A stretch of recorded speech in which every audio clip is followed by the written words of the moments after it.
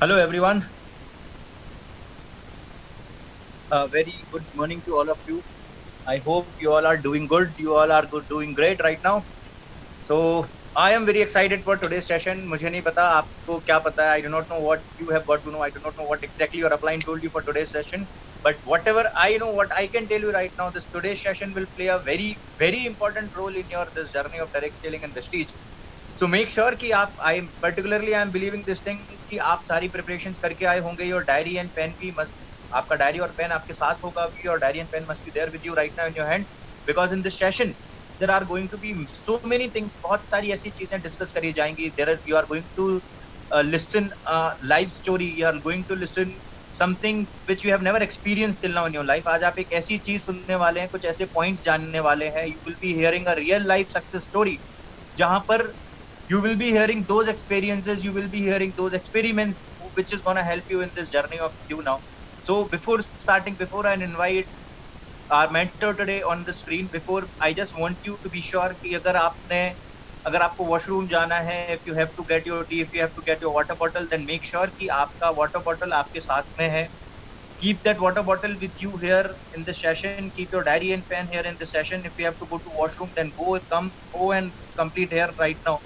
उससे पहले आप सब कुछ कंप्लीट करके बैठिए because you can not afford to miss a single minute of the session today. मुझे नहीं पता आप जिस टाइम कुछ करने के बारे में होंगे. If you are getting any call, if you are getting anything, I know there must be many very creative people right now here between अस.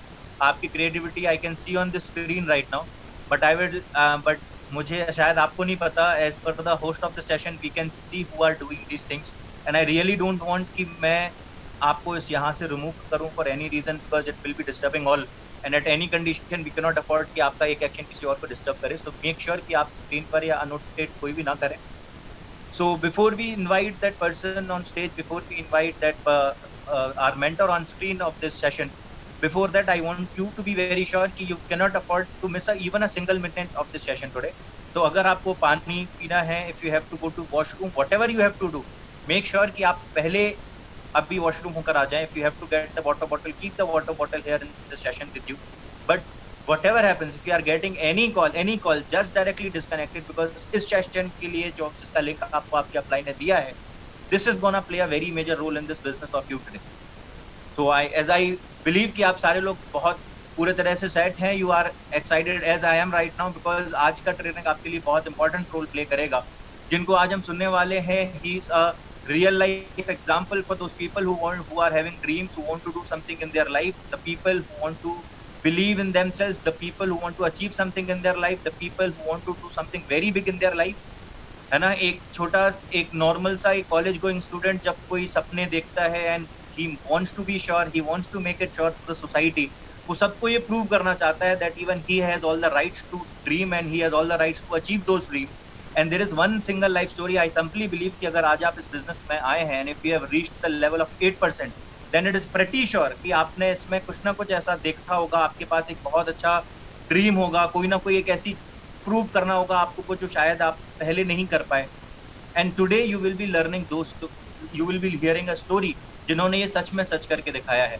वो सारे अचीवमेंट लाइफ में जिस तरह की चीजें हम सोच सकते हैं, whether it is about retiring our parents, whether it is about giving those life to our family, whether it is about that buying those car, whether it is about having a perfect lifestyle where you have a very good management of money and the time and the family, whether it is about having that high class income, whether it is about inspiring thousands of youngsters outside, whether it is about creating an example for the society, वो सारी की सारी चीजें जो हम सारी देखते हैं, there is someone in between us today who has done this thing very properly, who has done something very exciting, and he will be sharing his experience with us today. So make sure hold your breath, अपनी diary और pen तैयार रखिए, so that we hardly welcome, हम यहाँ पर clapping नहीं कर सकते because I know अगर आज आप में से कई सारे लोग, शायद कुछ लोग ऐसे हो सकते हैं जिन्होंने सर को कभी लाइव फिजिकली नहीं सुना है, but I can tell you because I have been there in this journey since 7 years now and I'm learning from sir since 7 years now.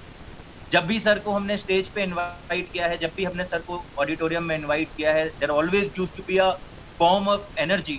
अपने आप ऑडिटोरियम्स का एनर्जी चेंज हो जाता था, जैसे ही सर स्टेज पे आते थे माहौल गर्म हो जाता, लोग अपनी सीट पर खड़े हो जाते थे। हजारों लोगों को एक साथ कितने देर तक मैंने देखा है कि वो सर को खड़े होकर सुनते हैं। But today we have a time, today we have this opportunity कि हम घर में बैठकर आज सर की ट्रेनिंग ले पा रहे हैं। Make sure you will not miss even a single part of this thing, and with a बहुत सारे एक्साइटमेंट और एनर्जी के साथ I would love to invite the person who has made us, the person who is the captain of Team Elite, the person who is guiding us through this hard time, the person who has made sure कि even in this hard time we will go for the excellence, who has made sure कि हम इस situation में भी अपने business को multiply करेंगे, अपनी income को multiply करेंगे, the person who has gone through all the challenges and come as a winner, and today he will be sharing his experience with us, the diamond, Mr. Perfectionist, the self-made करोड़पति, Mr. Vipin Agarwal sir we will be having on stage. Make sure कि आप अपनी diary और pen को पकड़ कर रखेंगे और सारे वो पॉइंट्स नोट आउट करेंगे ताकि एक भी पॉइंट्स आपसे मिस ना हो जाए। So let us welcome Mr. Vipin Agarwal sir. Can we please have you on the screen, sir? Thank you so much, Gaurav ji, thank you so much. I hope मैं स्क्रीन पर हूँ, शायद मुझे खुद को नहीं पता चल रहा है. So I hope मैं विजिबल हूँ सब लोगों के लिए, and thank you so much for these wonderful praising words. I do not know what, like मैं इतनी सारी प्रेज डिजर्व करता हूँ या नहीं करता हूँ, बट आप जैसे भाई, आप जैसे दोस्त लाइफ के अंदर हैं, यही एक अपने आप में ब्लेसिंग्स है. और मैं वेलकम करता हूँ उन सारे लोगों का जो आज इस सेशन के अंदर हैं, and congratulation that you all are 8% achievers. आप में कुछ लोग 8% एंड अबव भी हो सकते हैं, बट मैं कॉन्ग्रेचुलेट करता हूँ उन लोगों को जिन्होंने इसी वीक अपना 8% क्लब अचीव किया है, और जिन लोगों ने इस सेशन की अटेंड करने के लिए लास्ट 1 डे में या फिर आज इवनिंग 6 o'clock तक अपनी फाइट कंप्लीट करके अपना 8% अचीव किया है. तो आप बहुत बहुत बधाई के पात्र हैं. मैं आप सब लोगों को बहुत ज़्यादा कॉन्ग्रेचुलेट करना चाहता हूँ. अब आप में से बहुत सारे लोग होंगे जो मुझे फर्स्ट टाइम सुन रहे होंगे, तो मैं आगे की सारी बातें आपसे शेयर करूं उससे पहले मैं अपने बारे में ज़रूर बताना चाहूँगा. बाकी सारी बातें आज गौरव जी आपसे कर चुके हैं कि आप सारे लोग यहाँ स्क्रीन पर बने रहिए, आप सारे लोग प्रेजेंट रहिए, फिजिकली प्रेजेंट, मेंटली प्रेजेंट. हो सकता है पीछे से मम्मा आवाज़ दें कि खाना रेडी हो गया है, तेरे मनपसंद खाना बनाए आज. तो हो सकता है आपका मन ललचा जाए, हो सकता है कि फादर आपको बुला लें, हो सकता है कि आपकी गर्लफ्रेंड का फ़ोन आपको आ जाए, और हो सकता है कि आपका दोस्त आपको पबजी खेलने के लिए फ़ोन करे या मैसेज करे कि भाई मैच स्टार्ट करते हैं. तो मैं सिर्फ इतना चाहूँगा कि ये सारी चीज़ें होती रहेंगी. इसको सब करने के लिए बहुत सारे दिन हमारे पास रहते हैं. मंडे टू संडे हमारे पास रहता है, पूरा वीक हमारे पास रहता है. इंजॉय करने के लिए हमारे पास बहुत टाइम रहता है. डिश भी हम खा लेंगे, पबजी भी हम खेल लेंगे, सब कुछ कर लेंगे, लेकिन अगले कुछ देर आप मेरे साथ बने रहिए, क्योंकि जो फैसला आप लोगों ने लिया है, जो डिसीजन आप लोगों ने लिया है, मुझे मालूम है कि ये बहुत सोचा समझा फैसला नहीं है. ये एक इंस्टेंट डिसीजन आप लोगों का रहा है. 90% लोगों का डिसीजन ये इंस्टेंट था. उन्हें शायद कॉन्सेप्ट अच्छा लगा, उन्हें शायद एनवायरनमेंट अच्छा लगा, उन्हें शायद ये अच्छा लगा कि मेरा दोस्त कुछ कर रहा है. हो सकता है कि आप में से कुछ लोगों को ये अच्छा लगा कि चलो यार मैं वैसे भी कुछ नहीं कर रहा हूँ, तो कुछ करके देख लेते हैं। तो 80% टू 85% लोग आप में से वो होंगे जो बहुत ज्यादा प्लानिंग के साथ इस इंडस्ट्री में नहीं आए हैं, बहुत ज्यादा सोच समझ कर इस इंडस्ट्री में नहीं आए हैं। आप बस यहाँ आ गए हैं, आपका एक एनवायरनमेंट यहाँ अच्छा मिला, आपको आपको दोस्त अच्छे मिल गए, आपको यहाँ सिखाने वाले लोग अच्छे मिल गए, आपका दोस्त कुछ कर रहा था, उसने आपको बोला कि लेट्स गिव अ ट्राई, तो आज आप यहाँ आ गए। लेकिन इस सेशन का पर्पस बहुत बहुत डिफरेंट है। आई एक्सपेक्ट कि आप सारे लोगों ने पहला फ्रेशर ट्रेनिंग जिसको हम बोलते हैं वो सब लोग अटेंड करके यहाँ बैठे हुए हैं। सब लोगों ने अपनी ड्रीम लिस्ट बना रखी है, सब लोगों ने अपनी कॉन्टैक्ट लिस्ट बना रखी है, सब लोगों ने वाई नेटवर्क मार्केटिंग समझ रखा है, वाई वेस्टीज समझ रखा है। सब लोगों को all the basics are very much clear, उनके अप्लायंस ने उनको क्लियर कर दिए हैं। लेकिन फिर भी मैं आज कुछ ऐसे टॉपिक्स को थोड़ा रिपीट भी करूंगा और कुछ नए टॉपिक्स भी आपके साथ शेयर करूंगा। तो अगेन आई टेल यू, ठीक है, कि आप लोग बने रहें। और मुझे मालूम है कि मैं जब इस इंडस्ट्री में आया था तो it was never a thought, it was never a planning, because I was pursuing my engineering, I was a software engineer and I never thought in my life कि मैं जिंदगी के अंदर कभी नेटवर्क मार्केटिंग का हिस्सा बनूंगा। क्योंकि मैं अपने इनिशियल डेज की अगर मैं बात करूं, जब मैं एक छोटे से शहर आगरा को बिलोंग करता हूं और मैं एक मिडिल क्लास फैमिली में पैदा हुआ था, जहां पर सपने देखने की आज़ादी बहुत ज़्यादा मिलती है लेकिन पूरा करने के लिए रिसोर्सेज अवेलेबल नहीं। एक ऐसी फैमिली जहां पर माँ बाप आपको यही कहते हैं कि बेटा खूब मन लगाकर पढ़ाई करो, खूब अच्छे मार्क्स लेकर आओ, एक अच्छी नौकरी तुम्हें मिलेगी और वहां से तुम्हारी लाइफ सेटल हो जाएगी। और घर के अंदर जो टेस्टिमोनियल्स होती हैं, जो जिनको देखकर हम पढ़ाई करने का मन बनाते हैं, चाहे कोई भी चूज करते हैं, चाहे इंजीनियर बनना चूज करते हैं, चार्टेड अकाउंटेंट बनना चूज करते हैं, डॉक्टर बनना चूज करते हैं, या कॉमर्स फील्ड में जाना चूज करते हैं, या फिर कुछ क्रिएटिव करना चूज करते हैं, 95% लोगों का डिसीजन उनके आसपास के एनवायरनमेंट की वजह से होता है। हमारे आसपास कौन लोग हैं, हमारे घर में कौन लोग हैं जो उस ओहदे पर हैं।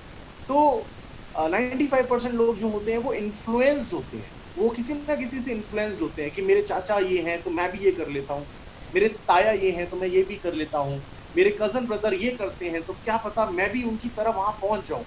तो हमें एक तो दिखाया भी बहुत कम जाता है, और उस दिखाने के अंदर एनवायरनमेंट जो हमारे आसपास होता है उसमें से हमें चूज करने का मौका मिलता है।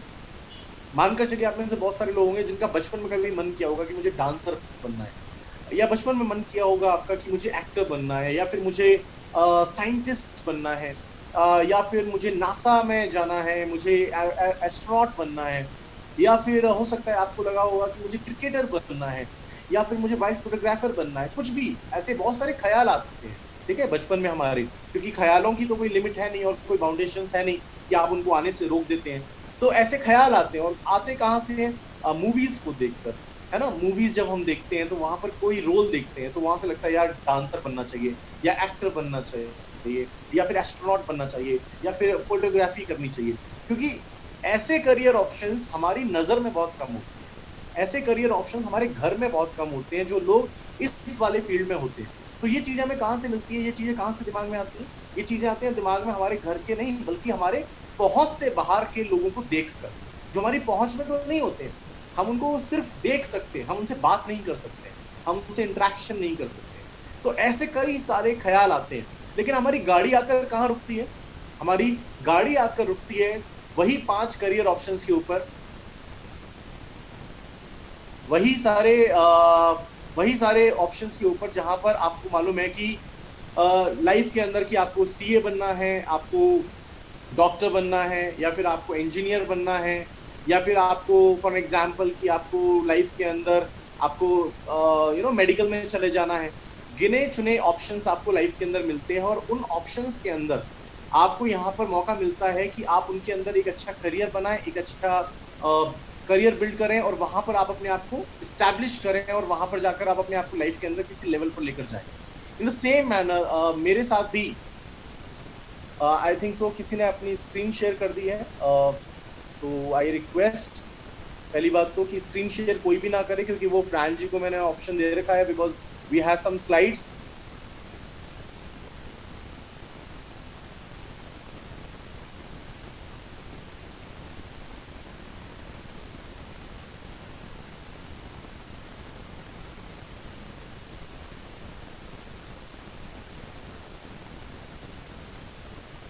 ओके, थैंक यू फ्रेंड जी। Actually I am not even believing कि आई एम टॉकिंग टू 8%। मुझे ऐसा लग रहा है गेस्ट से बात की जा रही है। आई डू नॉट नो यहाँ पर 8% अचीवर्स ही हैं या फिर कोई गेस्ट बैठा हुआ है हमारे बीच में।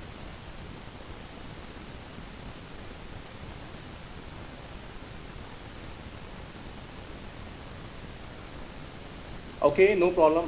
सो I think I am not on screen. कोई मुझे बताएगा हैंड रेस करके। केवल जी, क्या मैं स्क्रीन पर हूँ, विजिबल हूँ, मेन स्क्रीन पर हूँ? Am I on main screen? Because I am not able to see myself. Okay, fine. Okay, fine.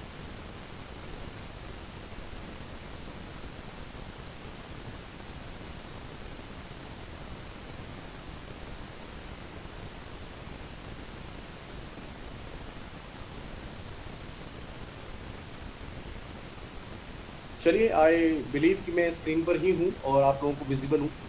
तो in the same manner I was just talking कि मैं भी अपनी लाइफ के अंदर कुछ ढूंढ रहा था, और पता चलता है कि एकेडमिक्स के थ्रू ही आप अपना करियर बिल्ड कर सकते हो। लाइफ के अंदर आप एकेडमिक्स के थ्रू ही अपना कुछ करियर बना सकते हो। तो इन द सेम मैनर मेरे सामने भी कुछ ऑप्शंस थे, और कभी मुझे मेरे दादाजी के दोस्त ने रिकमेंड किया कि मर्चेंट नेवी में चले जाओ। आई ड्रॉप्ड, और उसके बाद मुझे आईसाइट वीक होने की वजह से सिलेक्शन नहीं मिल पाया। पीसीएन से 10-12 किया तो ऑप्शन बचा इंजीनियरिंग करना है। इंजीनियरिंग करने के लिए मैंने 1 साल का ड्रॉप किया, बहुत मेहनत की, टॉप 5 स्टूडेंट्स में चल रहा था, तो ओवर कॉन्फिडेंस हो गया और लास्ट की 2 मंथ्स की टेस्ट सीरीज ज्वाइन नहीं करी ये सोचकर कि सिलेक्शन पक्का हो ही जाएगा मेरा। एंड बहुत सारे फॉर्मुलेज वॉश आउट हो गए। मुझे ऑटोनॉमस और डीम्ड यूनिवर्सिटीज ऑफर हुई। दोस्तों के सामने प्रॉमिस किया था कि प्राइवेट कॉलेज में नहीं जाऊंगा तो कैसे जाता, बड़ा हेजिटेट फील कर रहा था, बड़ा बेइज्जत फील कर रहा था। तो मैं जयपुर आ गया अपनी इंजीनियरिंग करने के लिए, और वहां पर मैंने इलेक्ट्रॉनिक्स कम्युनिकेशन के अंदर इंजीनियरिंग करना स्टार्ट किया। Now I was the person जिसकी लाइफ के अंदर मर्चेंट नेवी हाथ से जा चुका था, आईआईटी हाथ से जा चुका था, और उसको ये बहुत क्लियरली पता था कि लाइफ के अंदर एक अच्छा करियर बिल्ड करना कितना ज्यादा इंपॉर्टेंट है, क्योंकि आपको सारी पूरी जिंदगी आपके फाइनेंशियल स्टेटस के ऊपर डिपेंड करती है। Being into middle class family में ये बात बहुत अच्छे से महसूस कर चुका था कि आपके लिए पैसा कमाना और एक सही अमाउंट में पैसा कमाना कितना ज्यादा जरूरी है। क्योंकि छोटे छोटे कॉम्प्रोमाइजेस, बहुत सारी कॉम्प्रोमाइजेस लाइफ के अंदर सिर्फ इसी वजह से देखे थे कि पैसा इनफ नहीं था। चाहे वो छोटा सा ऑल्ट्रेशन हो, चाहे वो बड़ा ऑल्ट्रेशन हो, घर के अंदर जो भी ऑल्ट्रेशन होते थे किसी डिसीजन के अंदर, that was only and only due to lack of money. So it was very much clear कि मुझे पैसा बहुत कमाना है। तो जहां से बहुत ज्यादा मिल सकता था तो वो सोच बनाई गई थी कि एकेडमिक के थ्रू ही मिलेगा, तो इसलिए दूसरी फील्ड कभी सोचे भी नहीं। तो एकेडमिक में मर्चेंट नेवी जा चुका था, आईआईटी हाथ से जा चुका था, इंजीनियरिंग हाथ में था, इससे मैं बेस्ट करना चाहता था। फर्स्ट ईयर पूरा फोकस कर दिया, कॉलेज टॉप किया, फाइनल ईयर के बैच से मिला। मालूम चलता है कि बेस्ट पैकेज 4.2 लाख रुपीज था हमारे कॉलेज का। And I was just calculating इस 4.2 लाख रुपीज में क्या क्या पॉसिबल हो पाएगा। And I was damn sure कि मेरे ड्रीम्स पूरे नहीं हो सकते, मेरा सर्वाइवल हो सकता है, मेरी नीड्स पूरी हो सकती हैं, but I can not complete my dreams. So simply मैंने पार्ट टाइम करना स्टार्ट कर दिया, ये सोचकर कि शायद मेरे रेज्यूमे का वेटेज इंक्रीज हो जाएगा, शायद मुझे एक अच्छा पैकेज मिल जाएगा। तो मैंने कॉल सेंटर में काम किया, सेकेंड ईयर में मैंने मैकडॉनल्ड में काम किया, मैंने ट्यूशंस पढ़ाए, पैसा कमाने के लिए नहीं, अपने रेज्यूमे का वेट इंक्रीज करने के लिए, उसकी वैल्यू इंक्रीज करने के लिए। और जब मुझे ये मालूम पड़ा कि पैकेज इंक्रीज पार्ट टाइम करने से नहीं होता है, बल्कि पैकेज मिलने की पॉसिबिलिटी बढ़ती है, तब जाकर मैं थर्ड ईयर में आते आते एक ऐसा स्टूडेंट बन चुका था जिसका पढ़ाई लिखाई में ज्यादा मन नहीं था, बिकॉज मेरे पास पढ़ाई करने का कोई ठोस कारण नहीं बचा था। मैंने कैंटीन में टाइम स्पेंड करना शुरू कर दिया, 60% 65% लाने की जितनी मेहनत करनी होती है वही करना शुरू किया। मुझे लगा कि इतनी सी मेहनत में कैंपस प्लेसमेंट लग जाएगा, ज्यादा मेहनत करने की जरूरत नहीं है। एंड सडनली मुझे नेटवर्क मार्केटिंग इंडस्ट्री के बारे में मेरे दोस्त से मालूम चला। एंड मैं इस नेटवर्क मार्केटिंग प्रोफेशन में आने से पहले नेटवर्क मार्केटिंग इंडस्ट्री को लेकर बहुत ज्यादा नेगेटिव था। I was too negative. मैं कभी इस इंडस्ट्री में नहीं जाना चाहता था, मैं कभी इस इंडस्ट्री का हिस्सा नहीं बनना चाहता था। उसका कारण बहुत सिंपल था, मेरे पास इस इंडस्ट्री के बारे में जो इंफॉर्मेशन पहुंची थी वो थी ही इस तरीके से कि मैं अपने आप को कभी कन्विंस ही नहीं कर पाया कि मुझे नेटवर्क मार्केटिंग बिजनेस में जाना है।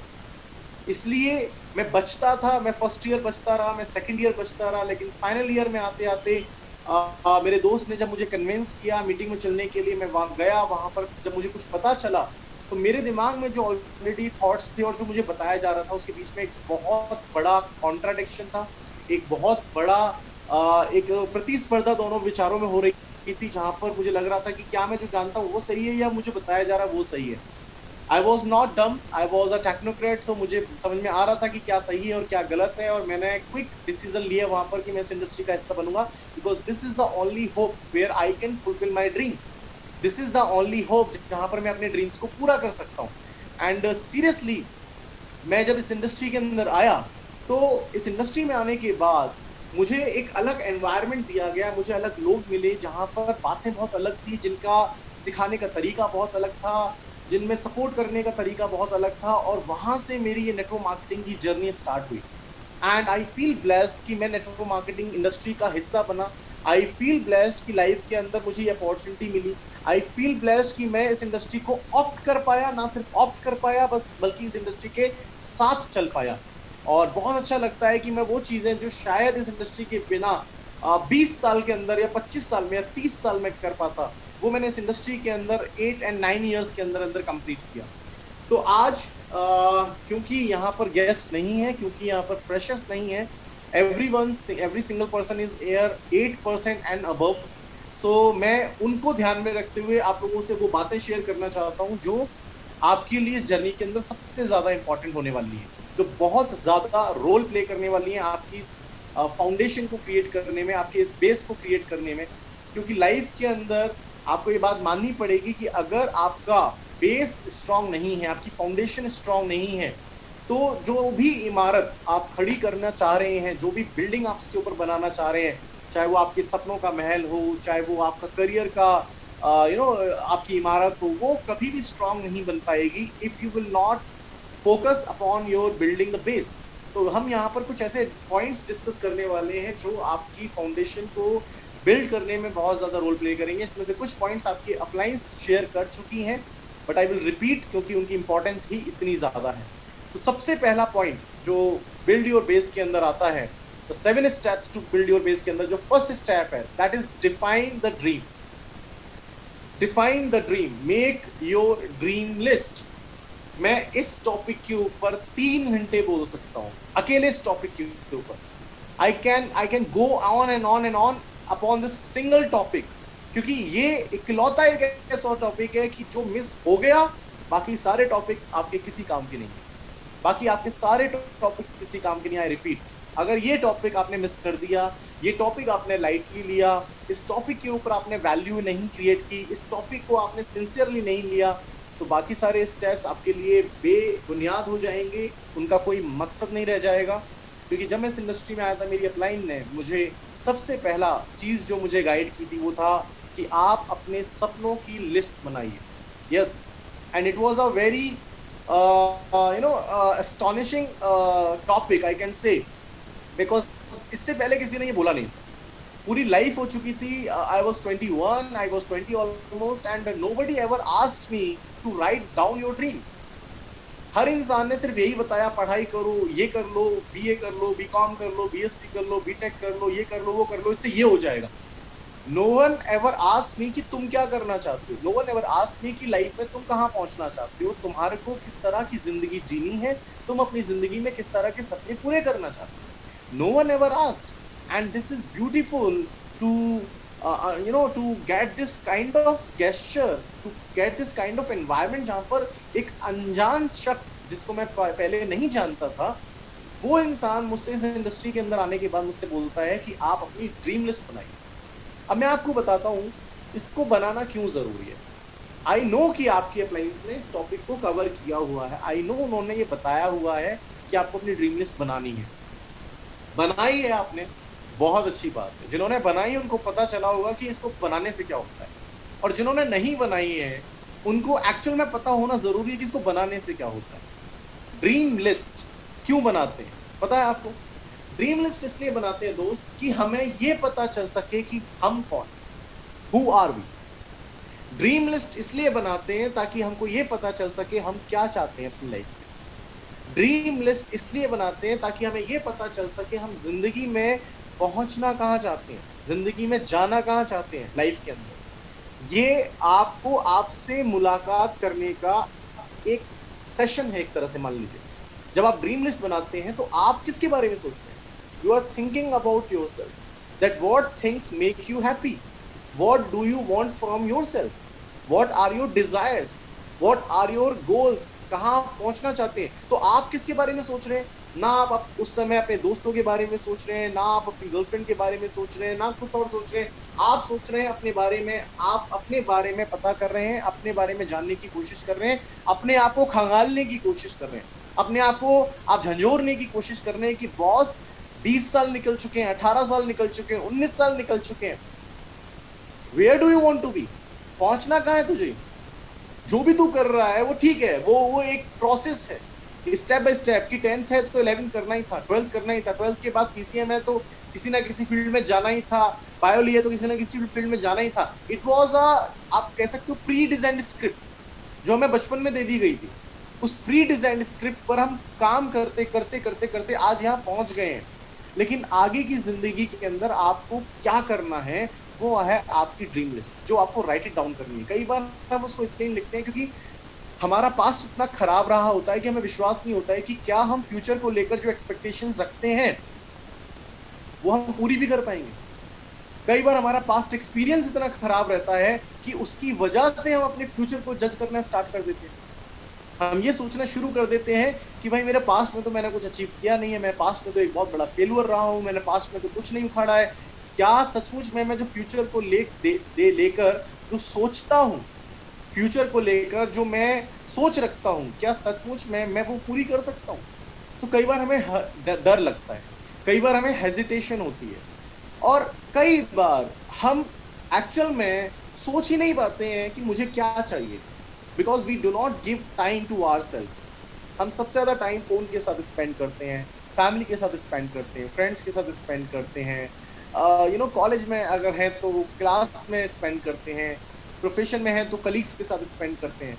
But we spend a very less time with our self. हम अपने साथ बहुत कम वक्त बिताते हैं जहाँ पर हम अपने आप को जानने की कोशिश करते हैं, हम अपने बारे में बात करने की कोशिश करते हैं, हम अपने आप को पहचानने की कोशिश करते हैं, हम अपने बारे में जानने की कोशिश करते हैं। सो ड्रीम लिस्ट जब आप बनाएंगे तो आप सोचेंगे कि आज से 5 साल बाद मुझे कहाँ पहुंचना है, आज से 10 साल के बाद मुझे कहाँ पहुंचना है, आज से 15 साल के बाद मुझे क्या करना है, मेरा लाइफ का अल्टीमेट गोल क्या है, मेरी लाइफ की प्रायोरिटीज क्या है, मेरी लाइफ के अंदर प्राइमरी गोल्स क्या है, मेरी लाइफ के अंदर अर्जेंट गोल्स क्या है, मेरी लाइफ के अंदर मेरे पेरेंट्स को लेकर क्या गोल्स हैं, मेरी सिस्टर को लेकर क्या गोल है, मेरा खुद को लेकर क्या गोल है, मेरी आगे जनरेशन को मैं किस तरह की जिंदगी देना चाहता हूँ, मैं किस तरह की जिंदगी बिताना चाहता हूँ। तो ये सारी चीजें आपकी ड्रीम लिस्ट में आती हैं। आपका कई बार मन किया होगा किसी मूवी को देख कर कि अपन भी वर्ल्ड टूर पर जाएगा, तो वो थॉट आपका आया जब आपने वो मूवी देखी, और वो थॉट उसके मूवी देखने के 1 घंटे बाद मर गया। वो मर इसलिए गया वो थॉट क्योंकि आपको एनवायरनमेंट ही नहीं मिला उस थॉट को जिंदा रखने का। उसके उसके 1 घंटे बाद इतनी सारी लाइफ के अंदर इतनी सारी टॉक्स हुई होंगी, इतनी सारी सिचुएशंस घटित होंगी कि आपका टॉपिक इतना बड़ा होने की जगह बहुत छोटा हो गया होगा, बहुत छोटा सा टॉपिक बन गया होगा। मम्मा ने बोल दिया होगा जा दुकान से ये सामान लेकर आ जा, तो आपका वो वर्ल्ड टूर वाला टॉपिक गायब होकर इस समय दुकान से क्या लेकर आना है, या कॉलेज की कोई बात, या दोस्त ने किसी ने बात कर दी होगी अरे तेरे को पता है प्रिया का चक्कर किससे चल रहा है, तो अब आप प्रिया के बारे में सोचना शुरू कर चुके हो, अपने उस दोस्त के बारे में सोचना शुरू कर चुके हो जिसके साथ चक्कर चल रहा है। तो हमारे थॉट्स बहुत कम टाइम के लिए हमारे साथ होल्ड हो पाते हैं, बहुत कम टाइम के लिए हम अपने थॉट्स को होल्ड रख पाते हैं। एंड बिलीव मी, जब ऐसा होता है तो हम अपने विचारों के ऊपर काम ही नहीं कर पाते हैं। तो सबसे पहले तो आपको अपनी ड्रीम लिस्ट बनानी है, और उस ड्रीम लिस्ट के अंदर आपको जो सपना आपको लगता है, जो सपना आपको लगता है कि मुझे ये लिखना है, मुझे ये पूरा करना है, right it down and do not जज योर ड्रीम, डू नॉट जज योर ड्रीम। अपने सपने को बिल्कुल जज नहीं करना है कि आप उसे कर पाओगे या नहीं कर पाओगे। मैं जब इस बिजनेस में आया था तो मुझसे भी पूछा गया था, और मैंने वैसे बहुत सारे ड्रीम्स लिखे थे, लेकिन मुझसे पूछा गया था write down your 5 the most important goals of your life which are very close to your heart, जो आपके दिल के बहुत करीब हैं, बहुत अजीज हैं, जो आपके लिए डू और डाई सिचुएशन वाले सपने हैं, जिनके लिए आप कुछ कर गुजरने की ताकत रखते हो, आप हर चैलेंज को फेस कर सकते हो, आपको लगता है कि आप इनको बिना पूरा किए आप पीछे नहीं हट सकते, ऐसे कौन से सपने हैं जिनको आप अपनी लाइफ के अंदर सबसे ज्यादा वैल्यू देते हो? तो ऐसे बहुत सारे गोल्स थे, फोन लेना है, बाइक लेनी है, लैपटॉप लेना है, घूमना है, फिरना है, ऐसे बहुत सारे गोल्स थे। लेकिन मेरे 5 ऐसे गोल्स थे जो बहुत ज्यादा क्लोज थे मेरे। पहला, मेरे फादर को रिटायर करना। दूसरा, मेरी बहन की शादी करना।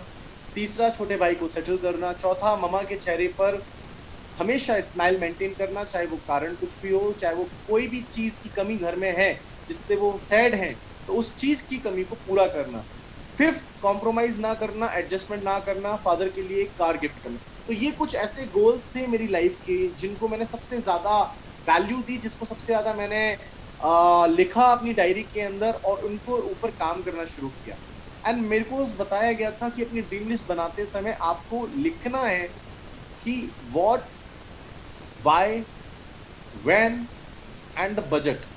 आपको ये 4 चीजें लिखनी है। जो भी आपको अपने ड्रीम्स बनाते हो, आप उसको कभी भी वन लाइनर मत लिखो, because when you right it down in a one liner, तो ऑलवेज रिमेंबर कि जब आप वन लाइनर लिखते हो, तो वन लाइनर लिखते समय आपको पता नहीं चलता है कि आप क्या उस सपने के साथ कौन इंसान है, जो आपका उसका इमोशन क्या है, आपका उसका कैसा कनेक्शन है, आप उसके लिए क्या कर सकते हो, कितना बड़ा कर सकते हो, आप नहीं समझ पाते हो। इसलिए कभी भी अपने सपनों को इतनी कम इंपॉर्टेंस मत दीजिए कि उसको आप वन लाइनर में लिख दो। आप हमेशा उसके लिए 4 चीजें यूज करो। आपको क्या करना है, व्हाट। आपको वो चीज जो करनी है वो क्यों करनी है, why.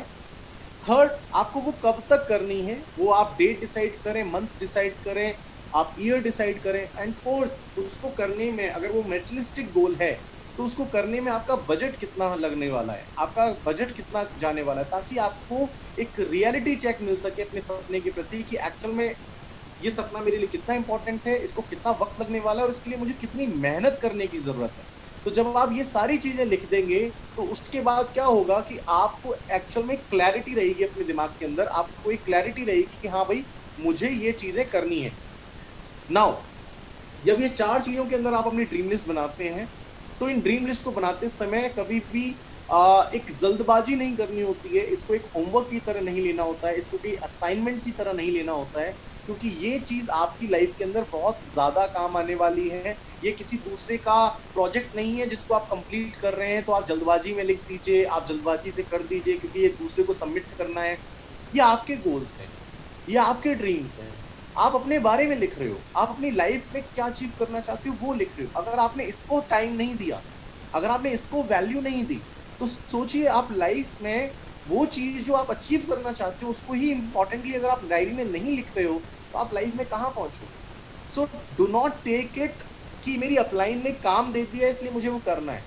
Do not take it in a form कि मुझे एक असाइनमेंट मिला हुआ है ड्रीम लिस्ट लिखने का, तो मैं लिख देता हूँ और उसको कंप्लीट कर देता हूँ। Write it down because you want to complete those dreams. Write it down in such a manner, ये यकीन करके कि जो डायरी में मैं सपने लिख रहा हूँ वो मेरे पूरे होंगे। Right it down with a feeling, right it down with emotions, कि आप इन सपनों को वैल्यू देते हो, ये सपने आपके हैं। तो जब आप इन सपनों को पूरा करोगे ना, तो मजा आएगा जब आप इनके ऊपर एक एक करके टिक लगाओगे, वो दिन ही बहुत अलग होगा। मैंने जब अपना पहला सपना लिखा था तो मैंने वॉट में लिखा था कि I want to retire my father. अब अगला क्वेश्चन क्या था, why I want to retire my father. अगर मेरे पास वाई नहीं है तो ये गोल मेरा कभी भी गायब हो सकता है, ये गोल मेरा बहुत शॉर्ट टर्म के लिए रह सकता है, एक छोटी सी प्रॉब्लम इस गोल को गायब कर सकती है। तो मैंने वहां पर लिखा why I want to retire my father. तो मैंने उस वाई में लिखा जो मैंने ऑब्जर्व किया था। I was in Jaipur, my father was in Agra and he used to go to his job. तो मैं इवनिंग नाइट में जब मैं मामा को कॉल करता था और मैं बोलता था कि पापा से मेरी बात करवाओ, तो मामा मेरे को बोलती थी आज तेरे फादर का ओवर टाइम है, आज थोड़ा जॉब लेट चलेगी। तो ये चीज सुनने के बाद बहुत अजीब लगता था कि मेरे फादर मेरे से एज में डबल हैं और मेहनत मुझसे बहुत ज्यादा करते हैं। अगर स्ट्रेंथ वाइज देखा जाए तो obviously I was strong, energy wise I was good, age wise अगर देखा जाए तो मेहनत किसको ज्यादा करनी चाहिए, ऑब्वियसली मी। बट ये सब कुछ कौन कर रहा था, it was my father. And क्यों कर रहे थे? Because I was not capable enough to support him. ऐसा नहीं, बिकॉज इससे पहले मैंने सोचा ही नहीं कि I want to support him, you know, I should support him. क्योंकि केपेबल तो आप 18 साल की उम्र में हो जाते हो, गवर्नमेंट आपको गवर्नमेंट चुनने का लाइसेंस दे देती है that you can select a government. आप 18 साल के अंदर डीएल बनवा लेते हो, 18 साल में आप बॉयफ्रेंड बना लेते हो, 18 साल में आप गर्लफ्रेंड बना लेते हो, तो क्या घर की रिस्पॉन्सिबिलिटी शेयर करने के लिए एक अलग से कानून आएगा? नहीं, उसके लिए कानून की जरूरत नहीं, उसके लिए उम्र की जरूरत नहीं, उसके लिए सेंसिबिलिटी की जरूरत है। उसके अंदर आपके अंदर एक सेंसिबिलिटी होनी चाहिए कि why my father alone is working, why I am not supporting. घर के खर्चे जब होते हैं तो सब लोग पार्टिसिपेट करते हैं, लेकिन कमाने के अंदर जब बात आती है तो मैं तो अभी कॉलेज में हूँ, मैं तो अभी छोटा हूँ, मैं तो ये हूँ। तो I was not that kind of person. मेरे सामने सिंपल था कि मेरे फादर ओवर टाइम कर रहे हैं, संडे को ऑब्वियसली उनका ऑफ होता है, लेकिन कुछ काम फिर भी रहता है। अगर मुझे बुखार होता था तो मैं कॉलेज ऑफ करता था, उनको होता था तो टैबलेट लेकर ऑफिस जाते थे। मुझे बॉडी पेन होता था तो मैं कॉलेज बंक करता था, उनको होता था तो वो टैबलेट लेकर ऑफिस जाते थे। यानी कि in any condition he used to go to his work because of responsibilities, because of liabilities. उनको पता था कि अगर ऐसा करेंगे तो उनकी सैलरी कट होगी, वो सैलरी उनके पूरे परिवार को चलाने में काम करती है। So it was a very strong why in front of me कि why I want to retire my father, because I am more capable than him। मैं वो जिम्मेदारियों को निभाने में ज्यादा काबिल हूँ जो जिम्मेदारी मेरे फादर निभा रहे हैं, और उनकी उम्र डिसाइड नहीं करेगी कि उनको रिटायर कब होना है, ये मेरी काबिलियत डिसाइड करेगी कि मैं उनको रिटायर कब कर सकता हूँ। So it depends on me only. तो जब मुझे ये अपॉर्चुनिटी मिली और मुझे ये विश्वास आ चुका था कि इस अपॉर्चुनिटी से मैं अपने ड्रीम को कम टाइम में पूरा कर सकता हूँ, तो it was very very sure कि मैं उस रिस्पॉन्सिबिलिटी को जल्दी से ले लूँ और उस रिस्पॉन्सिबिलिटी को मैं प्ले करना स्टार्ट कर दूँ। चाहे वो सेकंड गोल था सिस्टर की शादी करना, क्योंकि घर वालों बजट कम बनाते थे और मेरी एक ही बहन और एक बहन, तो उसका शादी वैसे कैसे हो जैसा बजट चाहता है, उसकी शादी वैसे होनी चाहिए जैसा वो चाहती है, जैसा वो सपने रखती है। तो मैंने उसकी ख्वाहिशें पूछी कि तू कैसा शादी करना चाहती है, तेरी शादी में क्या अरेंजमेंट्स होने चाहिए। क्योंकि मुझे बहुत अफसोस होता था जब मैं सुनता था, जब मेरे फादर मदर आपस में डिस्कशन करते थे, उसकी शादी का बजट प्रिपेयर करते थे। तो being a middle class family, आप जानते हैं अगर आप मिडिल क्लास फैमिली को बिलोंग करते हो, कि बच्चों की पढ़ाई लिखाई में और परिवार को आगे बढ़ाने में ही बहुत सारा पैसा खर्च हो जाता है। तो एक मिडिल क्लास के पास इतनी सेविंग्स नहीं होती कि वो ख्वाहिशों के अकॉर्डिंग जिंदगी जी सके, वो जरूरतों के अकॉर्डिंग ही जिंदगी जीता है। और ऐसे में मेरी सिस्टर की ख्वाहिश थी अलग तरीके से अपना मैरिज सेलिब्रेट करने की, और वो चीजें मेरे फादर अफोर्ड नहीं कर सकते। तो इट वॉज माई रिस्पॉन्सिबिलिटी कि उसकी शादी वैसे करूं जैसा वो चाहती है। एक ही बहन है, तो उसके लिए मैंने एक बजट प्लान किया उससे पूछकर। छोटे भाई को सेटल करना, हमेशा शिकायत कि बड़ा भाई बड़ा क्यों है, मैं छोटा क्यों। मामा बोलती थी वो पहले आया तू बाद में आया, उसकी शिकायत जेन्युइन थी। उसका कारण था घर में हर वो चीज जो मौजूद होती थी, उसको जो मिलती थी वो सेकंड हैंड मिलती थी। चाहे वो यूनिफॉर्म हो, चाहे वो बुक्स हो, चाहे वो बैग हो, चाहे वो टॉयज हो, चाहे वो बैट हो, चाहे वो बाइसाइकिल हो, कोई भी चीज पहले मैंने यूज की, उसको संभाल कर रखा गया, और जब वो बड़ा हुआ तो वो चीज उसको दे दी गई। क्यों? क्योंकि फैमिली हर इंसान के लिए नई चीजें अफोर्ड नहीं कर सकते थे। तो एक मिडिल क्लास फैमिली के अंदर ये कॉम्प्रोमाइजेस बड़ा आम सब्जेक्ट है। तो उसको लगता था कि अगर मैं बड़ा होता तो हर चीज फर्स्ट हैंड मुझको मिलती। तो anyway I took a target की लाइफ के अंदर जब मैं कमाने लगूंगा और जब ये पढ़ रहा होगा या लाइफ में कभी भी इसको जरूरत पड़ेगी पैसों की, तो ये सिर्फ मुझे बोलेगा और मैं पूरा कर दूंगा। और तब जाकर ये ब्लेस्ड फील करेगा कि थैंक गॉड मेरे पास एक बड़ा भाई है जिससे मैं जो मांगता हूँ वो दे देता है। So it was something like that, जहां पर मैंने वो गोल बनाया। तो वॉट लिखा मैंने, वाई भी लिखा, व्हेन भी लिखा कि फादर को रिटायर अगले 3 साल में करना है। क्योंकि रिटायर करने का फायदा तब है जब वो रिटायरमेंट एज को एंजॉय कर सके। रिटायर करने का फायदा तब नहीं है जब वो ऑलरेडी रिटायरमेंट एज में पहुंच जाए। तो मेरे लिए गोल था कि उनको 50 की एज में रिटायर करना, जब वो 50 कंप्लीट करेंगे, 51 होंगे तब रिटायर करना, ना कि 60 की एज में रिटायर करना। सो ऐसे कुछ गोल्स बनाए थे, और ये सारे गोल्स बनाने के बाद मैंने अपनी ड्रीम लिस्ट को कंप्लीट किया। उस ड्रीम लिस्ट के अंदर मैंने 3 अलग अलग चीजें बनाई, जिसमें शॉर्ट टर्म गोल्स होते हैं, मिड टर्म गोल्स होते हैं, लॉन्ग टर्म गोल्स होते हैं। इसकी डिटेल्स आपको आपकी अपलाइन अपने सेशंस में जरूर देंगी। मैं इस सेशन के अंदर उतनी डिटेल में बात नहीं कर पाऊंगा, बिकॉज मुझे बहुत सारी चीजें आपके साथ शेयर करनी है, 7 स्टेप्स शेयर करनी है। So this is the most important thing which I say, कि अगर आपकी ड्रीम लिस्ट बहुत स्ट्रांग है, अगर आपके सपने बहुत बड़े लिखे हुए हैं और आपको पता है उनकी वैल्यू क्या है और आपने उनके लिए एक इमोशन रख रखा है, वो कुछ भी हो सकता है। मेरे ये 5 गोल्स मेरे लिए थे, ये 5 गोल्स आपके डिफरेंट हो सकते हैं। हो सकता है आप एक मैरिड पर्सन है तो आपके गोल्स बहुत अलग हो सकते हैं। आपका आपके हस्बैंड को लेकर हो सकता है, आपको आपके वाइफ को लेकर हो सकता है, आपका सपना अपने बच्चों को लेकर हो सकता है, आपका पेरेंट्स को लेकर हो सकता है। आपके ड्रीम्स बहुत अलग हो सकते हैं। हो सकता है आप बहुत टाइम से अपनी गाड़ी लाने के बारे में सोच रहे हैं, लेकिन हर बार उसको पोस्टपोन करते चले जाते हैं, क्योंकि नई नई जिम्मेदारियां घर में आ जाती हैं, नए नए बजट जब लाइक लाइफ में आ जाते हैं, और हर बार आपका एक सपना पोस्टपोन हो जाता है। तो ऐसे कई सपने होंगे जो लाइफ में आपने बजट की वजह से पोस्टपोन किए होंगे, आपके अनवांटेड एक्सपेंडिचर्स की वजह से आपने बहुत सारे सेक्रीफाइसेस किए होंगे। तो वो क्या सपने हैं जिनको आप भूल चुके हैं, जहन में है आपके, आपको पता है कि मैं ऐसा करना चाहता था या करना चाहती थी, लेकिन उसके बारे में सोचना बंद कर दिया है आपने, क्योंकि आपको लगता है कि ये कैसे होगा, ये कैसे होगा। मैं सोचता तो हूँ कि ये करना है, लेकिन कैसे होगा, इसलिए सोचना ही बंद कर देते हैं। तो आज मैं आपको इनवाइट करता हूँ अपनी ड्रीम लिस्ट को दोबारा से वैसे बनाने के लिए।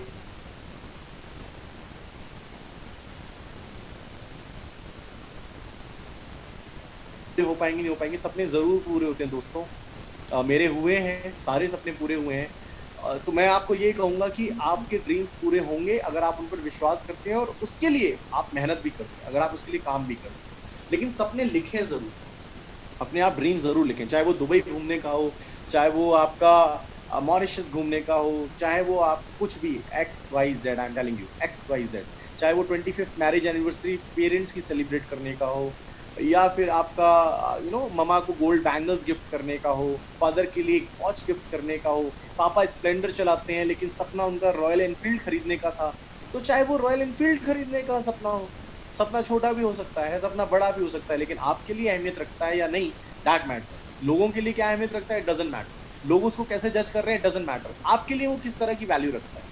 आपके फादर ने अपना सपना कॉम्प्रोमाइज किया, उन्होंने स्प्लेंडर खरीद लिया, पैशन प्लस खरीद लिया, स्कूटर पर काम कर रहे हैं, लेकिन उनका सपना था कि मुझे रॉयल एनफील्ड खरीदनी है, लेकिन जिम्मेदारियों की वजह से, परिवार की लायबिलिटीज की वजह से वो कभी पूरा ही नहीं कर पाए। तो आप बनिए ना वो इंसान जो उनका सपना ये पूरा करेगा। हो सकता है आपकी मामा को एंड्रॉइड फोन चलाने का बहुत शौक हो, लेकिन शायद वो कीपैड वाला चला रही हो क्योंकि आपके पास एंड्रॉइड फोन होना चाहिए। तो कीजिए ना उनका वो वाला सपना जो उन्होंने अधूरा छोड़ रखा है। मैं अपनी मामा के साथ बैठा और मैंने अपनी मामा से पूछा कि मामा आप मुझे एक बात बताएं कि आपके ऐसे कौन कौन से सपने हैं जो आप पूरा करना चाहते थे लेकिन नहीं कर पाए।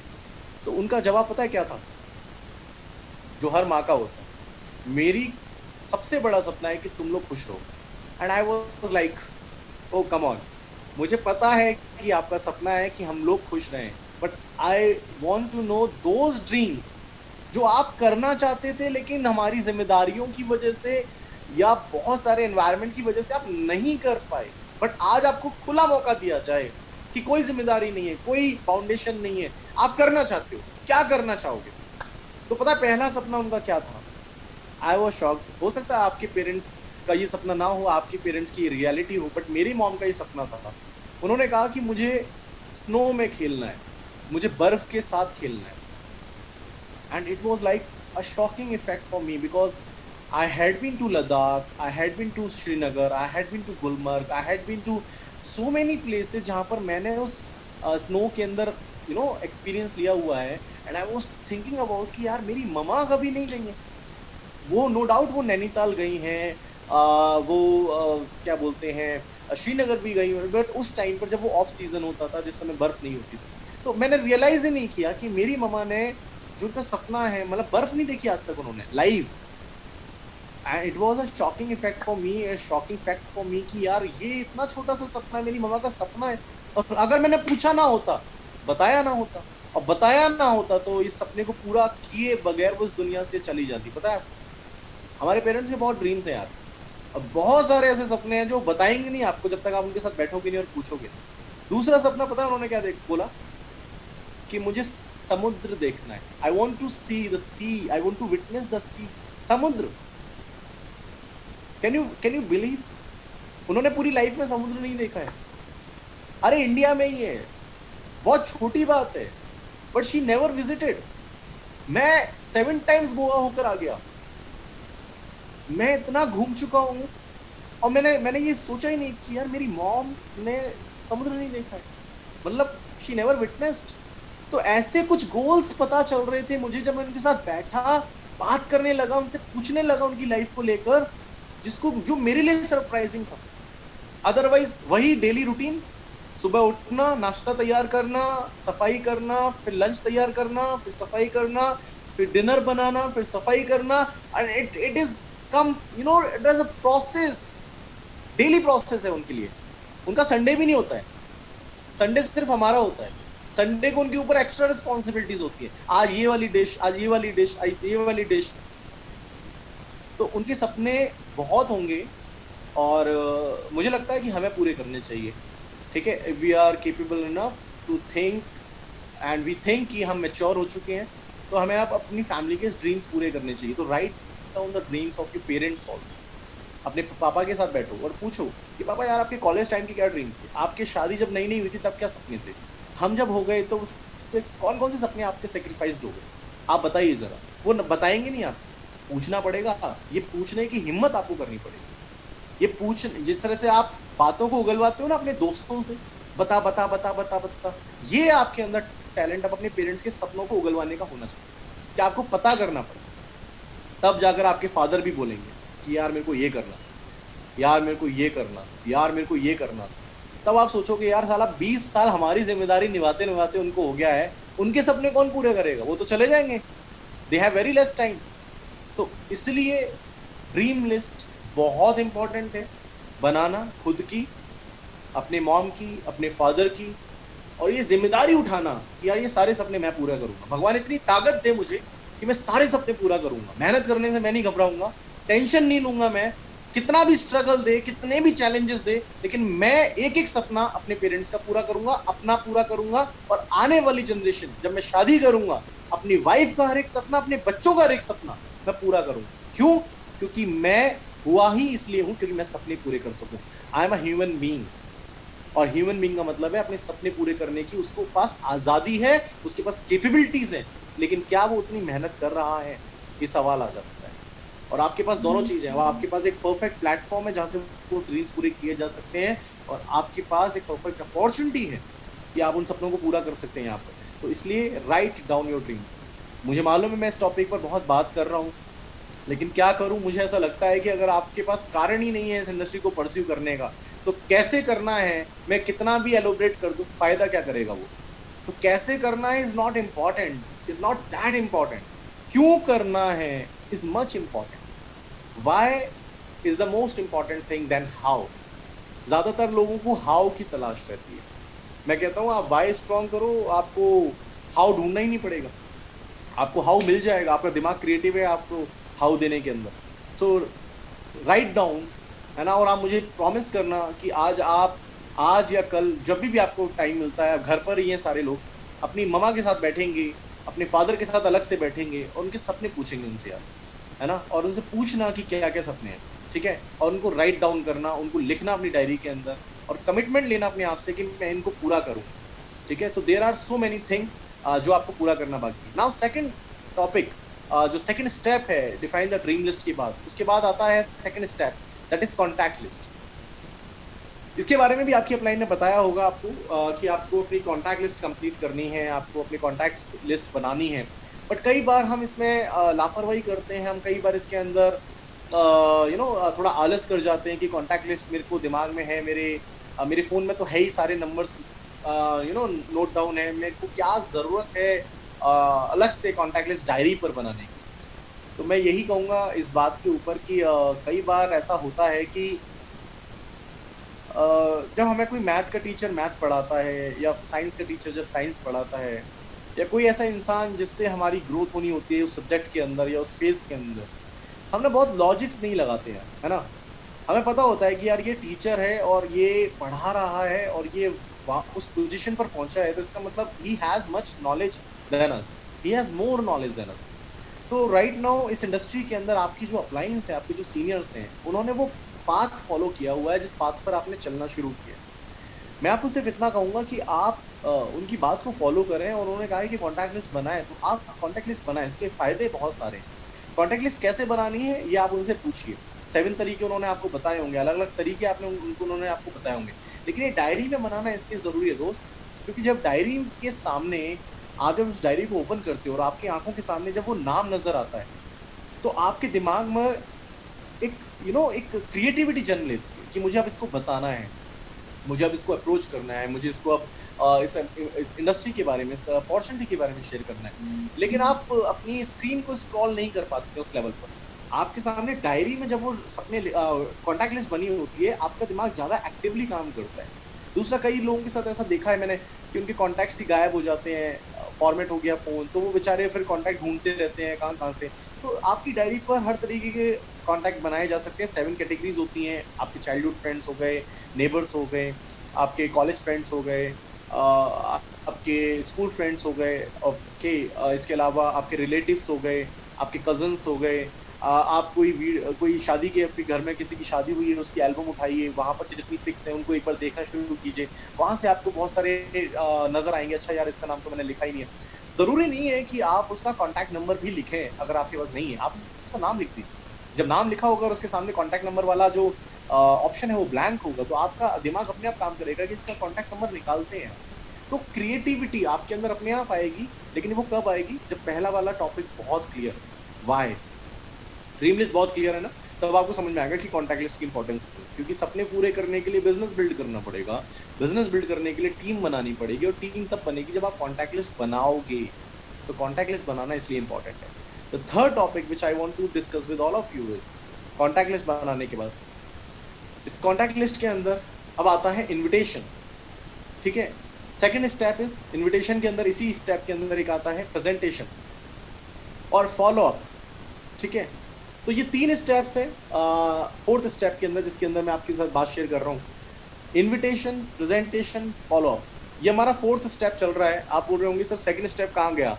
फर्स्ट स्टेप तो आपका ड्रीम लिस्ट हो गई, सेकंड स्टेप आप खा गए, थर्ड स्टेप आपने कॉन्टैक्ट लिस्ट बना दिया, फोर्थ स्टेप ये हो गया। मैं सेकंड स्टेप पर आऊँगा, लेकिन वो सेकंड स्टेप की इंपॉर्टेंस कब समझ में आएगी? जब मैं ये स्टेप्स आपके साथ डिस्कस कर लूँगा। तो ये फोर्थ स्टेप है जिसके अंदर इन्विटेशन है, प्रेजेंटेशन है, फॉलोअप है।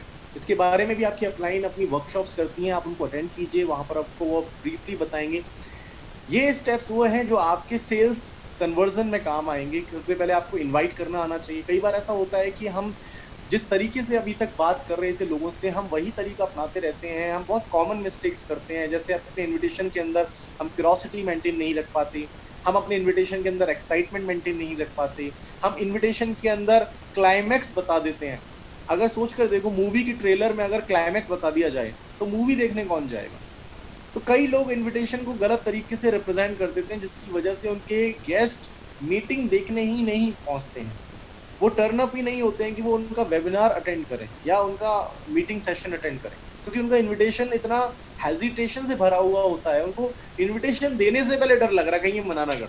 तो इतना हेजिटेशन किस काम का? आप क्या कर रहे हो? आप एक अपॉर्चुनिटी ऑफर कर रहे हो यार, आप एक डोनर हो और किसी को अपॉर्चुनिटी की जरूरत है और आप उस अपॉर्चुनिटी को देने वाले इंसान हो। आपको तो बड़ी प्राउड फीलिंग होनी चाहिए, आपको तो मजेदार एक्साइटमेंट के साथ आपको उसकी मदद करने के हिसाब से बात करनी चाहिए कि आई एम हेल्पिंग हिम, मैं उसके ड्रीम्स को पूरा करने में, उसके गोल्स को पूरा करने में, उसकी लाइफ में ना जाने कितनी चीजें अधूरी पेंडिंग पड़ी हुई हैं, उनको पूरा करने का एक रास्ता दिखाने जा रहा हूँ। मुझे तो बहुत कॉन्फिडेंस के साथ उसके साथ बात करनी चाहिए। तो आप अगर हेजिटेट हो गए तो आपका जो इन्विटेशन है वो फ्लॉप हो गया। Invitation must be like a sandwich. Sandwich कैसा होता है? ऊपर ब्रेड का स्लाइस होता है, नीचे ब्रेड का स्लाइस होता है, बीच में मसाला होता है, स्टफिंग होती है। तो आपका इन्विटेशन ऐसे होना चाहिए। जब भी आप किसी से बात कर रहे हैं जो जिससे आपकी रेगुलर बात होती रहती है, तो इन्विटेशन करने का तरीका ये है कि आप उससे नॉर्मल बात शुरू करें, जैसे आप करते आए हैं, और भाई कैसा है, क्या चल रहा है, और लॉकडाउन में क्या कर रहा है तू, और इसके अलावा घर पे सब बढ़िया? चल बहुत बढ़िया यार। अच्छा तूने इस लॉकडाउन के अंदर यार कुछ एक्स्ट्रा करिकुलर एक्टिविटीज के नाम पर कुछ करने की कोशिश करी, या तूने कोई एक्स्ट्रा इनकम सोर्स के बारे में सोचा, तूने कोई ढूंढा कुछ? नहीं यार मैंने तो कुछ नहीं ढूंढा। चल यार एक्चुअली मैं काफी टाइम से ढूंढ रहा था और मुझे लगा यार इस खाली टाइम को यूटिलाइज किया जाए, और वैसे भी अब यार अपन कॉलेज में है, अपने को पता है कि प्लेसमेंट का बहुत बुरा हाल होने वाला है, तो आई वॉज वेरी फियर यार, क्योंकि इतना इन्वेस्टमेंट लगा दिया है माँ बाप का, और अब उसके बाद अगर अच्छा जॉब भी ना मिले तो बड़ा टेंशन हो जाएगा। तो मैं तो कुछ ढूंढ रहा था, कोई पार्ट टाइम, है ना, या जॉब करता है अगर सामने वाला, तो यार मैं तो बहुत ज्यादा इनसिक्योर था, पता नहीं जॉब में सैलरी कितनी कट डाउन हो जाएगी, प्रमोशन अब पता नहीं कब मिलेगा नहीं मिलेगा, बहुत सारी यार जो योजनाएं बना रखी थी फ्यूचर को लेकर, बहुत ज्यादा मैं अनसर्टेन हो गया हूँ। तो I was looking for some part time. तो मुझे एक ऐसा इनकम सोर्स मिला है यार जो बहुत एक्साइटिंग है, और मुझे लगता है उसके अंदर तू बहुत बेटर कर सकता है। तो मैं सबसे पहले तेरे से पूछना चाहता हूँ कि तू क्या 2-3 घंटे 2-4 घंटे देने के बाद एक्स्ट्रा इनकम सोर्स कमाने में इंटरेस्टेड है, तो तू मेरे को बता। तो वो आपको डेफिनेटली बोलेगा यार डेफिनेटली है, क्या करना क्या पड़ेगा। तो आप उस समय क्या बोलो, यार अभी तो मैं एक्चुअल में थोड़ा जल्दी में था, थोड़ा काम था मुझे, मैं तेरे को इसके बारे में डेफिनेटली दोबारा कॉल करूंगा और दोबारा हम इसके बारे में बात करेंगे। और बता बाकी, है ना, घर पे सब बढ़िया है ना, और तू यार फेसबुक पर है क्या? अच्छा, आजकल आता नहीं है ऑनलाइन वगैरह जो भी है। आपने कॉन्वर्सेशन स्टार्ट किया नॉर्मल, बीच में मसाला डाला, आपने अपना टॉपिक कवर किया, और लास्ट में आपने नॉर्मल बात पर ही खत्म किया, और आपने सिंपल सी एक बात छोड़ दी कि इसके बारे में मैं दोबारा कॉल करूंगा, मैं तुमसे बात करूंगा। अब आपने उसको सुबह कॉल किया, तो शाम को उसको कॉल बैक करो, या अगले दिन सुबह कॉल बैक करो कि यार वो मैं तेरे को कल बता रहा था ना उसके बारे में, हाँ हाँ हाँ, तो यार एक्चुअली उसके बारे में डिस्कस करना था मुझे, और बहुत अच्छा हुआ है यार, एक्चुअली मुझे अभी पता चला है कि उस टॉपिक के ऊपर हमारा एक ऑनलाइन वेबिनार होने वाला है। तो I am very excited to attend that webinar, तो तू भी उस वेबिनार को अटेंड कर ले, और उस वेबिनार को ये पर्सन रिप्रेजेंट कर रहे हैं, जो भी उस पर्सन को वेबिनार को उसके बारे में थोड़ी सी वैल्यू क्रिएट करो, उनके बारे में पता करो कि वो कौन है ना, ताकि उनके बारे में 2-4 लाइन आप बोल सको कि यार जो वेबिनार कर रहे हैं ना वो इस फील्ड के अंदर काफी टाइम से, and he has very having a great experience, और वो जब बताएंगे ना तो वो सारे कॉन्सेप्ट्स क्लियर कर देंगे, और वो स्लाइड फॉर्म के अंदर है, कुछ कैलकुलेशंस भी है, तो बेटर होगा मैं तुझे बताऊं उससे बढ़िया तू वहाँ वेबिनार अटेंड कर ले। तो जैसे ही मुझे उसका लिंक मिलता है मैं तेरे को वो लिंक प्रोवाइड कर दूंगा, ठीक है? तो इस तरह से आपका इन्विटेशन कंप्लीट हो गया। अब आपने यहाँ पर उसको साथ साथ में क्या बोला कि यार जब वेबिनार होगा ना तो मेक श्योर करना टाइम 5 o'clock का है या 4 o'clock का, जो भी टाइम है, कि इस टाइम पर यार तू फ्री रहना, और ऐसी जगह आकर बैठना जहाँ तेरा इंटरनेट प्रॉपर काम करता है, प्लस तू पूरे ड्यूरेशन के अंदर 90 मिनट्स का सेशन रहेगा, उस पूरे ड्यूरेशन में बिल्कुल भी स्क्रीन से गायब मत होना, अपनी वाटर बोतल में साथ लेकर बैठना और डायरी पेन लेकर बैठना, ताकि कोई भी डाउट पूरे सेशन में अगर तेरे को नजर आता है तो उसको तू राइट डाउन कर लेना, और बाद में हम लोग डिस्कशन करेंगे जैसे ही वो सेशन ओवर हो जाएगा। अब क्या होगा इससे, आपके इन्विटेशन, पहली बात 3 चीजें कंप्लीट हो गई। फर्स्ट, आपका invitation. Second, the gravity of the session, जो सेशन है उसकी ग्रेविटी भी बन गई है। Third, the gravity of the presenter, जो सामने वाला प्रेजेंटर है उसकी ग्रेविटी भी बन गई है, आपने उसके बारे में भी बोला है। तो इसलिए तीनों टॉपिक इस तरह से कवर करने जरूरी है। कभी भी सिंगल इन्विटेशन में इन्विटेशन नहीं देना चाहिए। इन्विटेशन हमेशा पहले बात छेड़ो, क्यूरोसिटी क्रिएट कर दो, और उसके बाद फिर दोबारा कॉल करो आफ्टर 12 आवर्स या आफ्टर 14 आवर्स, जब भी आपको कॉल करना है, आपको लगता है कि हाँ भाई संडे को सेशन है, तो आज फ्राइडे है, तो आज रात को एक कॉल कर दो, फिर कल दोपहर में कॉल करो, और फिर कल शाम को लिंक दो, ताकि वो परसों का सेशन अटेंड कर पाए। तो इस तरह से आपका इन्विटेशन कंप्लीट होता है। फिर इसके बाद आती है प्रेजेंटेशन, और उसके बाद आता है फॉलो अप। तो इसके बारे में डिटेल में मैं नहीं बताऊंगा, बस ये आपको बताना चाहता हूँ कि ये 3 ऐसी चीजें हैं जो आपको इस बिजनेस के अंदर आपके टीम बिल्ड करने में सबसे बड़ा रोल प्ले करने वाली। तो आप जितनी जल्दी इन 3 टॉपिक्स को कवर कर लोगे, जितने जल्दी इन 3 टॉपिक्स में महारथी हो जाओगे, जितनी जल्दी इन 3 टॉपिक्स पर आपकी पकड़ हो जाएगी, उतनी स्पीड आपकी बढ़ जाएगी बिजनेस, उतनी ज्यादा स्पीड आपकी बढ़ जाएगी। तो जल्दी से आप इन्विटेशन परफेक्ट तरीके से देना स्टार्ट करें, जल्दी से प्रेजेंटेशन देना स्टार्ट करें। प्रेजेंटेशन देने का सही तरीका क्या है, जो प्रेजेंटेशन दे रहा है उनको ध्यान से सुनो, ताकि आप उनके टॉपिक्स को चुरा सको, आप उनके कंटेंट को चुरा सको कि यार ये क्या बोलते हैं, शुरू कैसे करते हैं ये, फिर इसके बाद में फिर ये वेस्टीज के बारे में बताते कैसे हैं, अच्छा वेस्टीज के बाद ये प्रोडक्ट्स के बारे में क्या बोलते हैं, प्रोडक्ट्स के बाद ये बिजनेस को कैसे रिप्रेजेंट करते हैं, फिर ये बात कहाँ खत्म करते हैं। तो जब आप इसको बहुत ध्यान से 4-5 बार सुन लोगे, जो भी आपकी अपलाइन है, जब वो सेशन ले रहे हैं, तो 6वीं बार में आपको ही कॉन्फिडेंस आ जाएगा कि अब मैं प्रेजेंटेशन दे सकता हूँ। और प्रेजेंटेशन अच्छी करने का सबसे अच्छा तरीका है बार बार प्रेजेंटेशन देना। आप अगर ये सोच रहे हो कि मेरी पहली प्रेजेंटेशन बहुत जबरदस्त होगी तब मैं प्रेजेंटेशन शुरू करूंगा, तो ऐसा कभी नहीं होगा, क्योंकि पहली प्रेजेंटेशन बहुत गंदी होती है। मेरी लगातार 28 प्रेजेंटेशन से 0 रिजल्ट मिला था। कितना? 0। I gave 28 presentations and I got 0 result. क्यों? क्योंकि मैंने प्रेजेंटेशन के ऊपर बिना होमवर्क किए मैंने प्रेजेंटेशन देना स्टार्ट किया था। तो स्टेप 1 ये भी गलत है कि बिना प्रेजेंटेशन प्रिपेयर करे प्रेजेंटेशन देना। दूसरा, प्रेजेंटेशन सीखने के बाद प्रेजेंटेशन ना देना ये सोचकर कि जिस दिन परफेक्ट हो जाएगी उस दिन दूंगा, तो परफेक्ट कभी नहीं होगी, क्योंकि परफेक्ट होती है प्रैक्टिस से। जब तक आप दोगे नहीं वो परफेक्ट बनेगी नहीं। तो आपको ये बात करनी है, ये बात सोचनी है और इस बात के ऊपर काम करना है। And third is follow up. तो फॉलो अप क्या होता है? सामने वाले को कन्विंस करना अपने थॉट्स के साथ, उसके डाउट्स को सॉल्व करना और उसको अपनी वेस्टेज के बारे में वो पॉइंट्स बताना जहां पर उसका डाउट आ रहा है। तो फॉलोअप का मतलब होता है कि आप उसके डाउट्स को सॉल्व करें। और फॉलोअप कब इंपॉर्टेंट है? विद इन 12 आवर्स, 12 घंटे के अंदर अंदर फॉलोअप बहुत ज्यादा इंपॉर्टेंट है, और 24 घंटे में तो बहुत ही ज्यादा इंपॉर्टेंट है। आफ्टर 24 आवर्स 80% ऑफ प्रेजेंटेशन वो भूल चुका होगा। तो अगर आपने शाम को 4 बजे प्रेजेंटेशन दिखाई है और उसके बारे में आपने दोबारा उससे बात नहीं की है, तो आप भूल जाइए कि वो पर्सन आपको लॉग इन करेगा, आपके साथ आपकी टीम में आएगा, नहीं आएगा वो। अगर आप ये सोच रहे हैं कि मैंने प्रेजेंटेशन दिखा दी और ये अपने आप आगे बढ़कर मुझे कॉल करेगा, दैट इज इम्पॉसिबल। आपको ही कॉल करना पड़ेगा। और बात क्या करनी पड़ेगी? ये अपनी अपलाइन से फोन करें, उनसे पूछें कि सर फॉलोअप मुझे बताइए, फॉलोअप में बात क्या शुरू करनी होती है। बहुत सिंपल है, पॉजिटिव के साथ शुरू करना होता है कि देखा यार मैंने तेरे को बताया था ना, बहुत इंटरेस्टिंग टॉपिक है, बहुत इंटरेस्टिंग कॉन्सेप्ट है। एनीवे तेरे को कौन सा पार्ट ज्यादा अच्छा लगा? प्रोडक्ट पार्ट ज्यादा अच्छा लगा या बिजनेस पार्ट ज्यादा अच्छा लगा? तेरे को कौन सा पार्ट अच्छा लगा? तो ऐसे कुछ स्टेप्स है, वो स्टेप्स में ही बात करनी होती है। ठीक है, तो ये एक साइकोलॉजी है, ये एक प्रोसेस है। ऐसा नहीं है कि कुछ भी रैंडम बोलना होता है फॉलोअप के अंदर, है ना। और भाई कैसा रहा सेशन, तेरे को अच्छा लगा ना, अच्छा क्या लगा? गलत सवाल पूछोगे तो गलत जवाब मिलने की पॉसिबिलिटी है। सही सवाल पूछोगे तो जवाब वो मिलेगा जो आप चाहते हो। इसलिए सही सवाल पूछना जरूरी है। और सही सवाल क्या है? Call to your upline, ask them, because they are here to help. अब बात आती है कि यार इनविटेशन हो गया, प्रेजेंटेशन हो गया, फॉलोअप हो गया, अब इसके अंदर जब प्रॉब्लम आएगी, बिजनेस बिल्ड करने में जब प्रॉब्लम आएगी, तो क्या करें? तो यहां आता है सेकंड टॉपिक। यहां आता है सेकंड टॉपिक जिसका नाम है चूज अ मेंटर। स्टेप 2 था, लेकिन मैंने आपको स्टेप 4 के बाद इसलिए बताया ताकि आपको इंपॉर्टेंस समझ में आए। What is the role of a mentor over here? Now here you need a mentor. आप इस बिजनेस में आ गए हैं। इस बिजनेस में आने के बाद आपको अब स्टेप बाय स्टेप पर जो जरूरत पड़ने वाली है वो पड़ने वाली है एक मेंटर की, एक ऐसे कोच की, एक ऐसे सीनियर की जो इस जर्नी को कवर कर चुके हैं और जो आपने करना शुरू किया है वो ऑलरेडी कर चुके हैं। तो उनको पता है कि क्या गलतियां होती हैं, क्या करने से रिजल्ट्स मिलते हैं, क्या सही करना सही है, क्या नहीं करना चाहिए।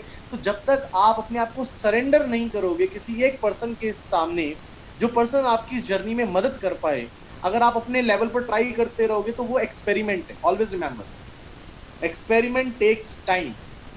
Wise person is not that person who learns from his own mistakes. This is 21st century. Wise person is that person who learns from others mistakes. क्योंकि उसमें समय बचता है, उसमें टाइम बचता है। तो आप अपनी गलतियां करके अगर सीखने वाले हैं तो इसमें लंबा वक्त जाने वाला है। बेटर है एक मेंटर चूज कर लीजिए। चूज अ मेंटर जिससे आप रोज बात कर सकें, जिससे आप डेली बिजनेस को डिस्कशन कर सकें। It can be your director upline, it can be your silver director upline, it can be your gold director upline. Choose a mentor और आप उनको बोलो कि सर देखो ये मेरे सपने हैं, ये मुझे पूरे करने हैं, मुझे नहीं मालूम कैसे होंगे, आपको पता है कैसे होंगे, आप मुझे बस रास्ता दिखाइए। And I want to put efforts, मैं मेहनत करने के लिए तैयार हूं, मैं काम करने के लिए तैयार हूं, मुझे आप रास्ता दिखाइए, जो आप बोलोगे मैं वो करने के लिए तैयार हूं। आप ऐसा इसलिए बोलिए उनको क्योंकि they are the guide, they are the people जो उस रास्ते को तय कर चुके हैं। सिंपल सी बात है, जब हम किसी जर्नी पर जाते हैं, किसी ट्रैकिंग पर जाते हैं या किसी नई जगह जाते हैं, तो हम क्या करते हैं? हम एक गाइड हायर करते हैं, हम एक गाइड की इंस्ट्रक्शंस लेते हैं। हम गाइड, उससे क्या होता है? हमारा टाइम बच जाता है। गाइड हमें बताता है ये रेस्टोरेंट वेज रेस्टोरेंट है, यहाँ इंडियन फूड मिलता है, ये वाली जगह अच्छी है आपको देखने के लिए। इससे क्या होता है? इन सारी चीजों से क्या होता है कि हमारा टाइम जो एक्सपेरिमेंट करने में जाने वाला था वो अब नहीं जाएगा। हम अच्छी अच्छी जगह देख पाएंगे उस शहर की। अगर हम गाइड हायर नहीं करेंगे तो क्या होगा? हम एक गलत जगह जा सकते हैं, गलत रेस्टोरेंट में जा सकते हैं जहाँ का खाना अच्छा नहीं होगा, हमें पता ही नहीं चलेगा कौन कौन सी जगह थी देखने की, हमारा टाइम वेस्ट हो गया, पूरा दिन वेस्ट हो गया और हम उस शहर की 2-3 चीजें भी ढंग से नहीं देख पाए या मेजर चीजें हमें मिस हो गई। इसलिए गाइड जरूरी है। गाइड के पास एक्सपीरियंस होता है, गाइड के पास नॉलेज होती है, गाइड के पास वो चीजें होती हैं। जब आप जिम जाते हो तो जिम जाने के अंदर ज्यादा अच्छी बॉडी कब बनती है? जब आप खुद एक्सरसाइजेस करते रहते हो, जब आप पर्सनल ट्रेनर हायर करते हो, जब आप पर्सनल ट्रेनर हायर करते हो, क्योंकि आप खुद एक्सरसाइजेस कर रहे हो तो आपको नहीं पता है कि आप सही कर रहे हो, गलत कर रहे हो, आप सही एंगल पर लिफ्ट कर रहे हो या गलत एंगल पर लिफ्ट कर रहे हो, क्या आप उतने सिटअप्स कर रहे हो या उतने रिपीटेशंस कर रहे हो जितना आपकी बॉडी को रिक्वायर्ड है? नहीं, आपको नहीं पता है। तो वो एक्सपेरिमेंट है। उस एक्सपेरिमेंट में क्या होगा? नो डाउट आपकी बॉडी बनेगी, वक्त लगेगा, बहुत वक्त लगेगा। जो बॉडी आपकी 6 मंथ्स में बननी थी या 1 ईयर में बननी थी, it will take 2 year, 3 year, 4 year, it can be. हो सकता है आप अपने आप को इंजर्ड भी कर लें, आपको इंजरी भी हो सकती है। तो लाइफ में कोच होना, मेंटर होना, गाइड होना इसलिए नहीं होता है कि वो आपका बॉस है, इसलिए होता है क्योंकि आप उससे कुछ सीखना चाहते हैं और अपने समय को बचाना चाहते हैं। हर जगह मेंटर है। आप देखिए, एक मूवी स्टार है, क्रिकेटर है, उसका एक कोच है, उसका एक मेंटर है। एक मूवी स्टार है, वो जिससे एक्टिंग सीखता है, उसका एक मेंटर है। बिजनेस है, उस बिजनेस के अंदर एक मेंटर है। हर जगह, हर फील्ड के अंदर मेंटर होता है, पता है? A person choose a mentor because he wants to save his time and he wants to learn through the experience of that person. तो आपको वेस्टीज के अंदर भी अपनी अपलाइन जो है, आपकी अपलाइन, वो एक मेंटर का रोल प्ले करेंगे।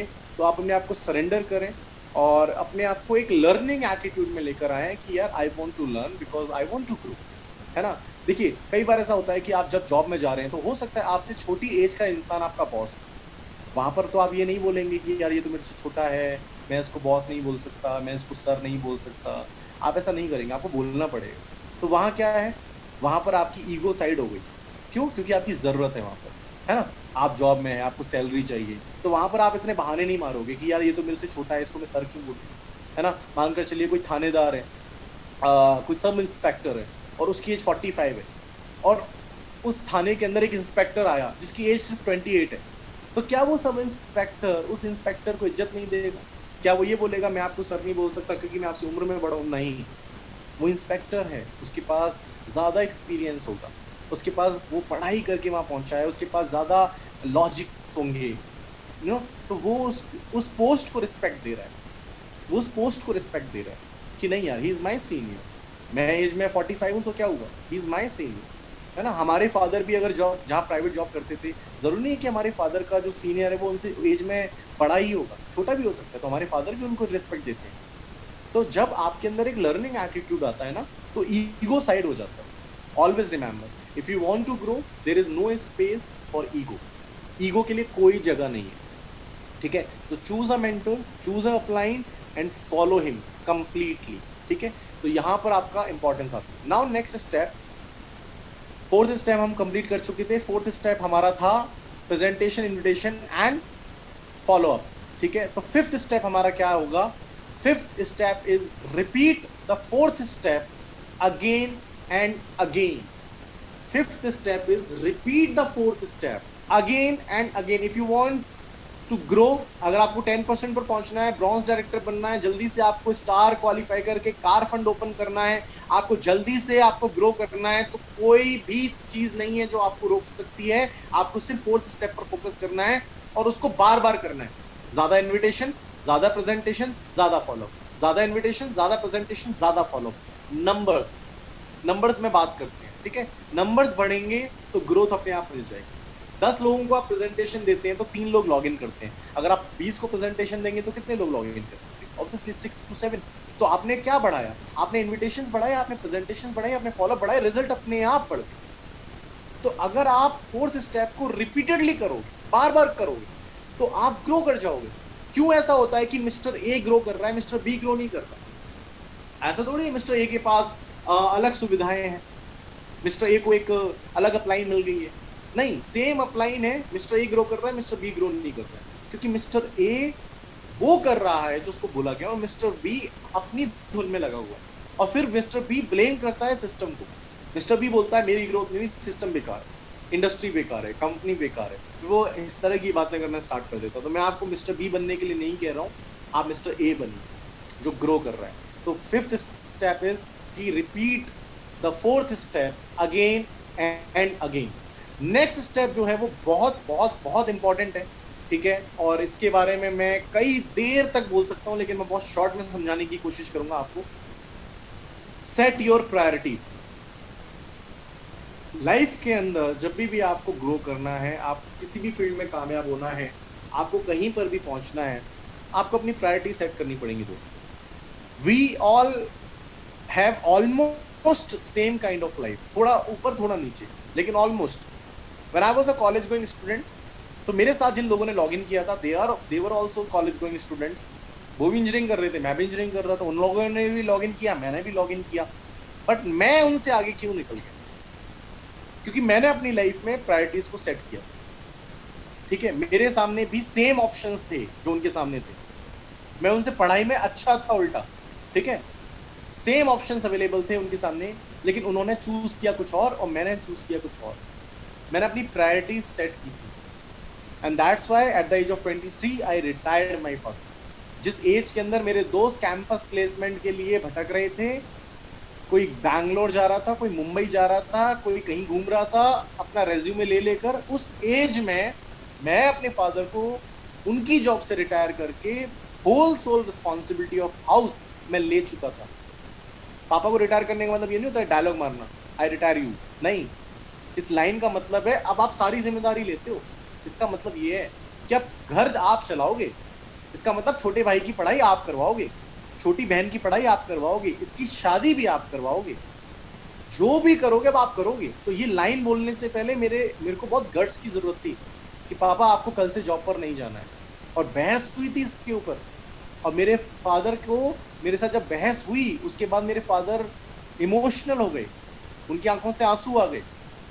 तो ये मूवमेंट मैंने अपनी लाइफ में एट द एज ऑफ 23 दे दिया था, जहां पर मेरे दोस्त मेरा मजाक उड़ाते ना, जिस टाइम पर मैं इस इंडस्ट्री में था, अबे क्या कर रहा है, पागल हो गया क्या। उस समय मेरे दोस्त सारे लोगों के चेहरे पर एक टेंशन थी, और मैं टेंशन फ्री था, क्योंकि मैंने सही टाइम पर सही चीज को चूज कर लिया था। 23.5 में अपने लिए 12 लाख रुपए की गाड़ी खरीदी। I was the youngest one in my whole कुटुंब जिसने 23.5 साल की उम्र के अंदर गाड़ी खरीद ली थी। भाई किसी ने नहीं खरीदी थी इस एज के अंदर। बट मैं क्यों कर पाया था? क्योंकि मैंने कॉलेज टाइम में बिजनेस शुरू कर दिया।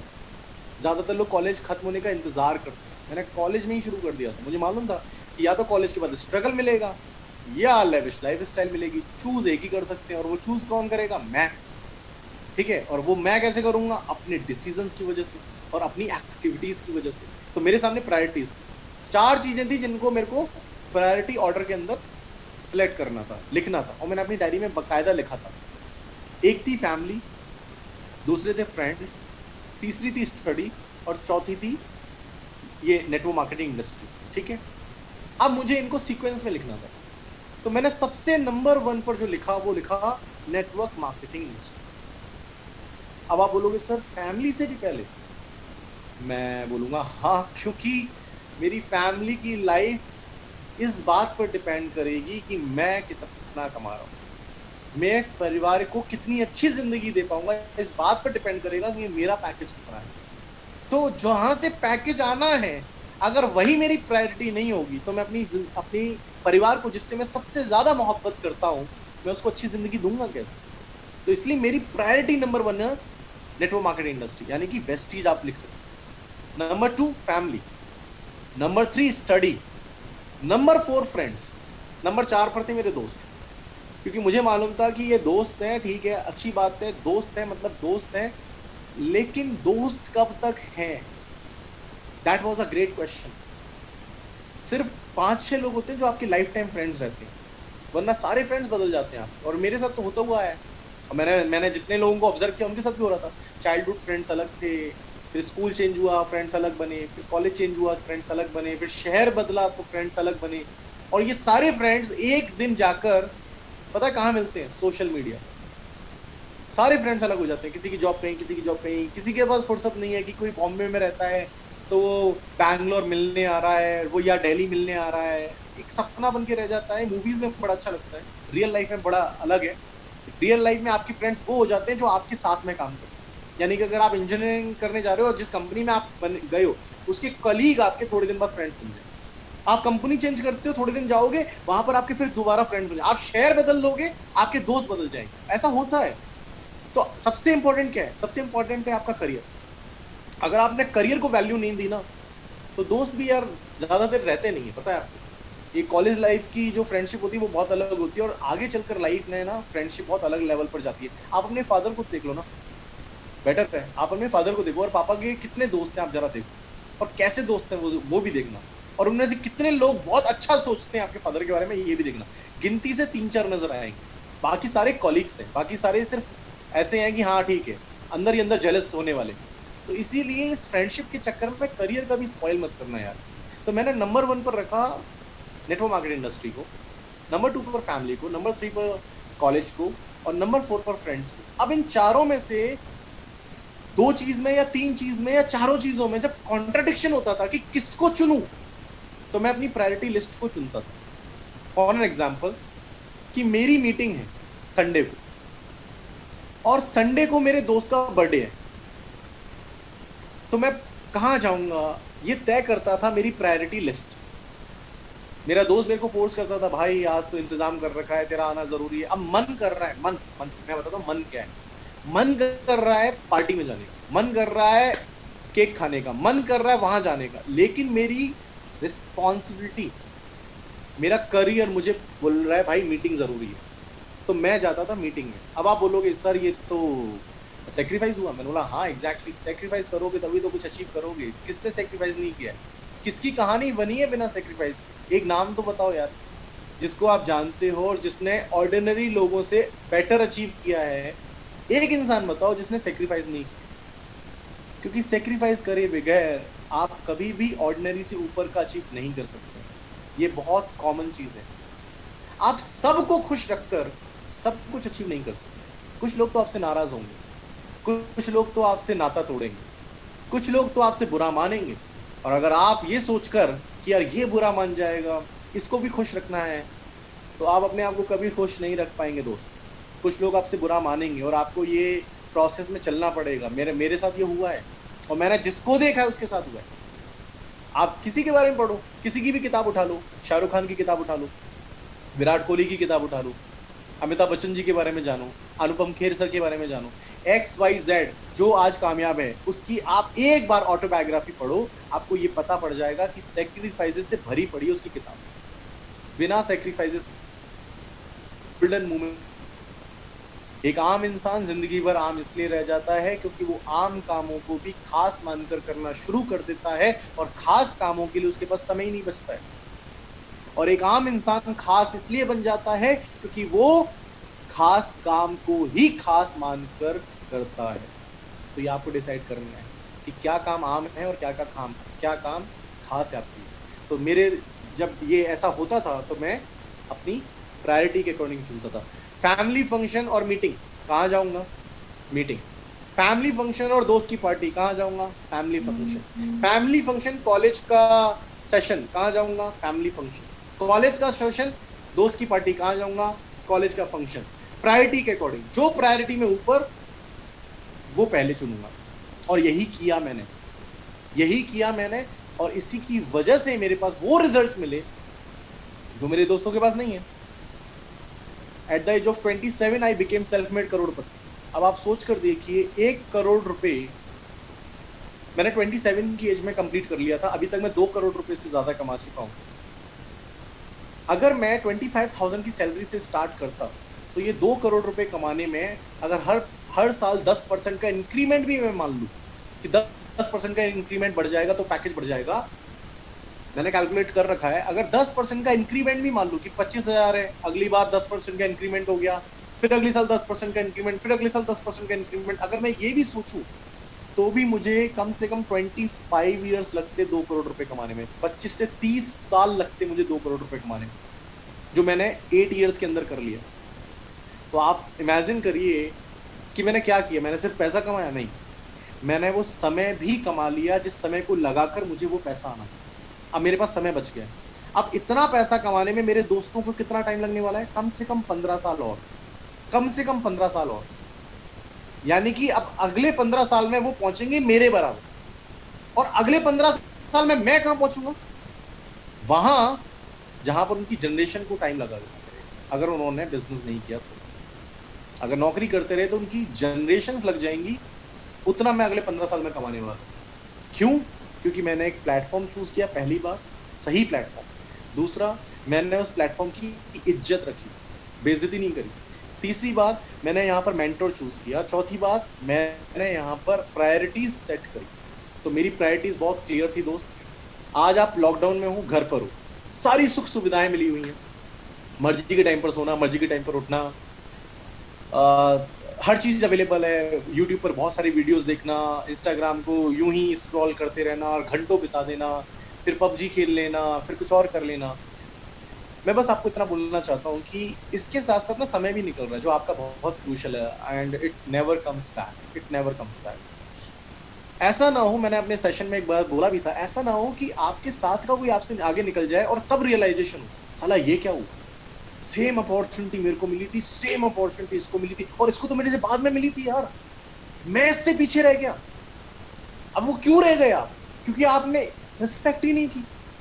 आपको लगा ठीक है, क्या हो गया, ठीक है, इट्स ओके। Respect man. कैसा लगेगा यार 2 साल के बाद आप अपनी गाड़ी में घूम रहे होंगे यार?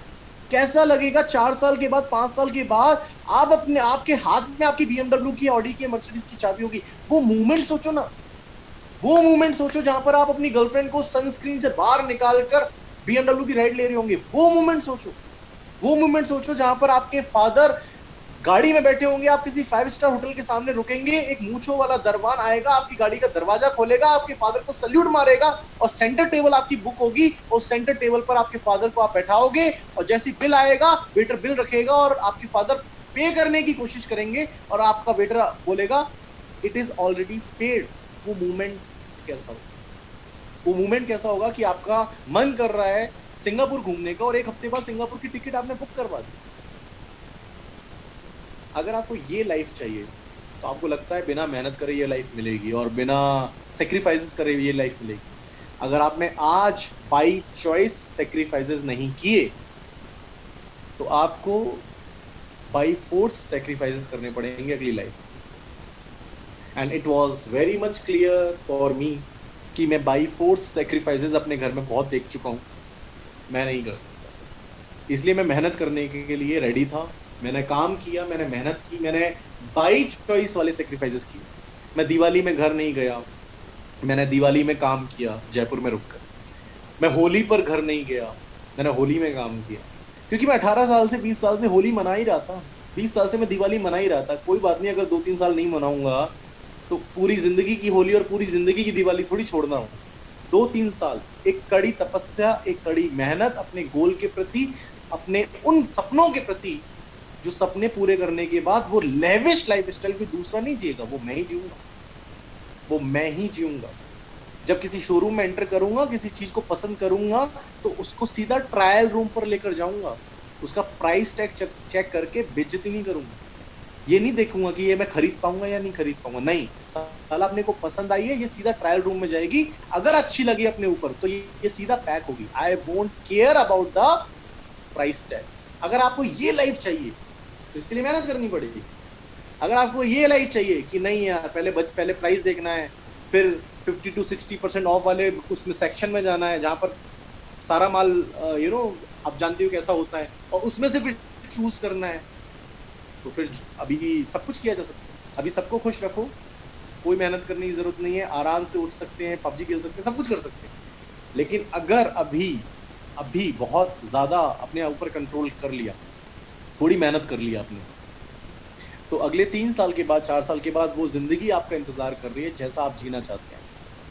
आप किसी रेस्टोरेंट में जाने के बाद मेन्यू कार्ड के फिर राइट साइड में देखकर ऑर्डर नहीं करोगे, आप लेफ्ट साइड में देखकर ऑर्डर करोगे। कई लोग होते हैं जो राइट साइड में देखकर ऑर्डर करते हैं। मैं भी था, जब मेरे पास उतना अमाउंट नहीं था तो मैं राइट साइड में देखता था और फिर देखता था कि यार क्या क्या मंगाए, बजट कितना हो जाएगा, कैलकुलेशन चलती थी यहाँ और मेनू पढ़ रहे होते थे हम यहाँ। लेकिन अब किसी रेस्टोरेंट में जाने के बाद अच्छा लगता है ये बोलकर वेटर से पूछना कि आपके रेस्टोरेंट की सबसे फेवरेट डिश क्या है, आप वो लेकर आ जाइए। तो दिस इज समथिंग कि आप you are not caring about the budget now, you are caring about the taste now, you are caring about the thing now, you are caring about the movement now. तो इन चीजों के लिए आपको पैसा कमाना पड़ेगा। मैं बहुत सिंपल बता रहा हूँ दोस्त, एक ठीक ठाक जिंदगी बिना कॉम्प्रोमाइज जीने के लिए कम से कम 3 लाख रुपए महीने चाहिए। एक ठीक ठाक जिंदगी बिना कॉम्प्रोमाइज वाली जीने के लिए 3 लाख रुपए महीने चाहिए। अगर आपको लेविश लाइफ स्टाइल जीना है तो आपको 10 लाख रुपए महीना चाहिए। कैलकुलेट कर लेना, मैंने किया हुआ है। अगर आपको इससे कम में आपका बजट अलाउ करता है तो फिर ओके, इट्स ओके, बट इससे कम में मेरा बजट अलाउ नहीं करता है, क्योंकि मैं जिस घर में परमानेंटली रहना चाहता हूँ वो विला है। वो ना 2 BHK है, ना वो 3 BHK है, ना वो पेंट हाउस है, वो विला है। मेरा पहला 2 BHK होगा नो डाउट, 3 BHK भी होगा नो डाउट, लेकिन मैं अल्टीमेटली आज से 7 साल के बाद आज से 7 साल 2027 के बाद मैं पूरी फैमिली को लेकर परमानेंटली जिसमें रहना चाहता हूँ वो है विला, और उसका बजट मैंने बना रखा है, और उसके अंदर सेंट्रलाइज एसी लगेगा। अगर वो 15,000 स्क्वायर फीट का भी हुआ ना वो विला, तो सेंट्रलाइज एसी का जो बिल है ना, इलेक्ट्रिसिटी का जो बिल है ना, वो कम से कम 80,000 रुपए आएगा महीने। तो 80,000 रुपए तो इलेक्ट्रिसिटी का बिल का चाहिए मुझे। एक गार्डनर रखना पड़ेगा जो मेरे गार्डन का ध्यान रखेगा, 10,000 रुपए वो ले जाएगा। एक गेट कीपर रखना पड़ेगा जो गेट खोलने का काम करेगा, वो 10,000 रुपए वो ले जाएगा। 2 कुत्ते पालने पड़ेंगे क्योंकि आई लव डॉग्स, तो 2 कुत्तों का खर्चा आज 2 बच्चों के खर्चे से ज्यादा है भाई। तो 2 कुत्तों का खर्चा ही कम से कम नहीं तो 25-30 हजार रुपए होगा, उनके इंजेक्शन ठुकना, उनकी मेडिसिन, उनका खर्च सब कुछ मिलाकर। इसके बाद एक शेफ होगा, क्योंकि ऑब्वियसली बात है सारा काम मैं अपने कोई ममा से या अपनी भाई से तो नहीं करवाऊंगा। शेफ भी होगा, घर में एक काम वाली बाई भी होगी। सबकी सैलरी देखने के बाद ड्राइवर भी रखा जाएगा, क्योंकि घर में 3-4 गाड़ियां होंगी, तो ऑब्वियसली बात है एक गाड़ी मैं लेकर जा रहा हूँ, पीछे से अगर मम्मा पापा को कहीं जाना पड़े तो ड्राइवर रहना चाहिए। तो एक ड्राइवर भी होगा, उसकी सैलरी कम से कम 30-35 हजार रुपए होगी, क्योंकि BMW, मर्सिडीज, इस वाली क्लास की गाड़ियों के जो ड्राइवर्स हैं वो मिनिमम 35,000 सैलरी पर मिलते हैं। इससे नीचे सैलरी लेते ही नहीं है वो, क्योंकि उनके ड्राइवर अलग होते हैं जो बहुत प्रिकॉशन के साथ चलाते हैं गाड़ियों को। तो 35 से 40 हजार रुपये वो ड्राइवर ले लेगा। मैंने पूरा खर्चा जोड़ा तो 10 लाख रुपए की जरूरत है, 10 लाख रुपए। और फिर मैं सोचता हूँ कि 25,000 जो कमाते हैं वो कैसे अपने आप को सेटिस्फाई करके ये बोलते हैं कि मुझे जरूरत नहीं है पैसा कमाने, क्योंकि शायद वो अपने ड्रीम्स के बारे में सोचते ही नहीं है, वो सिर्फ और सिर्फ जरूरतों के बारे में सोच रहे हैं। एक बार सपनों के बारे में सोचना शुरू करो, अपने आप आपको लग जाएगा भाई साहब बहुत मेहनत करने की जरूरत है, साला इतना सब कुछ करने की जरूरत है। तो मेक अ ड्रीम लिस्ट, इसलिए वहां से बात शुरू हुई। तो प्रायोरिटीज के ऊपर बात चल रही थी। Set your priorities when you want to achieve your dreams desperately, you will set your priorities and you will maintain a discipline. Now 7th topic के ऊपर बात करते हैं, लास्ट टॉपिक जो है हमारा 7th topic is follow the system. इस follow the system के अंदर कुछ टॉपिक्स मैं आपसे शेयर कर रहा हूँ, कुछ टॉपिक्स आपके साथ डिस्कस कर रहा हूँ, एंड आई विश कि आप ये टॉपिक्स को ढंग से समझ पाए। The first is faith on. आपको विश्वास रखना पड़ेगा किस किस कब, सबसे पहले अपने ऊपर कि आप कर सकते हैं, कुछ भी कर सकते हैं दोस्त, जो आप चाहते हैं वो कर सकते हैं। Faith on your self. Second, faith on your company. आपको अपनी कंपनी पर विश्वास रखना पड़ेगा कि जो कंपनी आपको मिल चुकी है, और इसमें विश्वास रखने की जरूरत नहीं है, ये विश्वास अपने आप आ जाता है, because we are the number 1 direct selling company in India and the top 30th company in the world. Top 100 में 30 कंपनी 30th रैंकिंग पर है, और 100 कंपनी के अंदर एक ही इंडियन कंपनी है जो वेस्टीज है, और 30th रैंकिंग पर है। वो 16 साल कंपनी को हो चुके हैं। हर साल 79% एक्यूमुलेटिव ग्रोथ के साथ कंपनी ग्रो हुई है। 5 करोड़ के टर्नओवर से 2200 करोड़ का टर्नओवर, और क्या चाहिए, मतलब ये बोलने की जरूरत नहीं। तो faith on your company. The third is faith on your products. अगर आप अपनी कंपनी के प्रोडक्ट्स इस्तेमाल नहीं करेंगे और उसके ऊपर विश्वास आपका नहीं बढ़ेगा तो आप उसको ढंग से रिकमेंड कैसे करेंगे। मैं 9 सप्लीमेंट्स लेता हूँ एक दिन में। How many? 9 supplements. 9 supplements, because supplements are not medicines, supplements are health foods। ये आपकी बॉडी की डेफिशिएंसी को पूरा कर रहे हैं। आपकी बॉडी को प्रोटीन की जरूरत कितनी है? जितना आपका वेट है मल्टीप्लाई बाय 1.2 ग्राम, उतना प्रोटीन चाहिए आपकी बॉडी को। अगर आप एक्सरसाइज नहीं करते हैं तो मल्टीप्लाई बाय 1 ग्राम, इतना प्रोटीन चाहिए। If your weight is 70 kg तो आपको 70 ग्राम प्रोटीन पर डे चाहिए। अब आप ये देखिए, जो आप खाना खाते हैं पूरे दिन में सुबह से लेकर रात तक, उसमें प्रोटीन कितना मिल रहा है? हार्डली 25 to 30 ग्राम। तो ये बाकी का 40 से 50 ग्राम प्रोटीन कहाँ से आएगा? इसके लिए जरूरत पड़ती है सप्लीमेंट। आपकी बॉडी को चाहिए vitamin D, vitamin B12, vitamin K, vitamin A, vitamin B, vitamin C, vitamin potassium. इसके अलावा आपको चाहिए ओमेगा फैटी एसिड्स, आपको चाहिए मिनरल्स, आपको चाहिए न्यूट्रिशंस।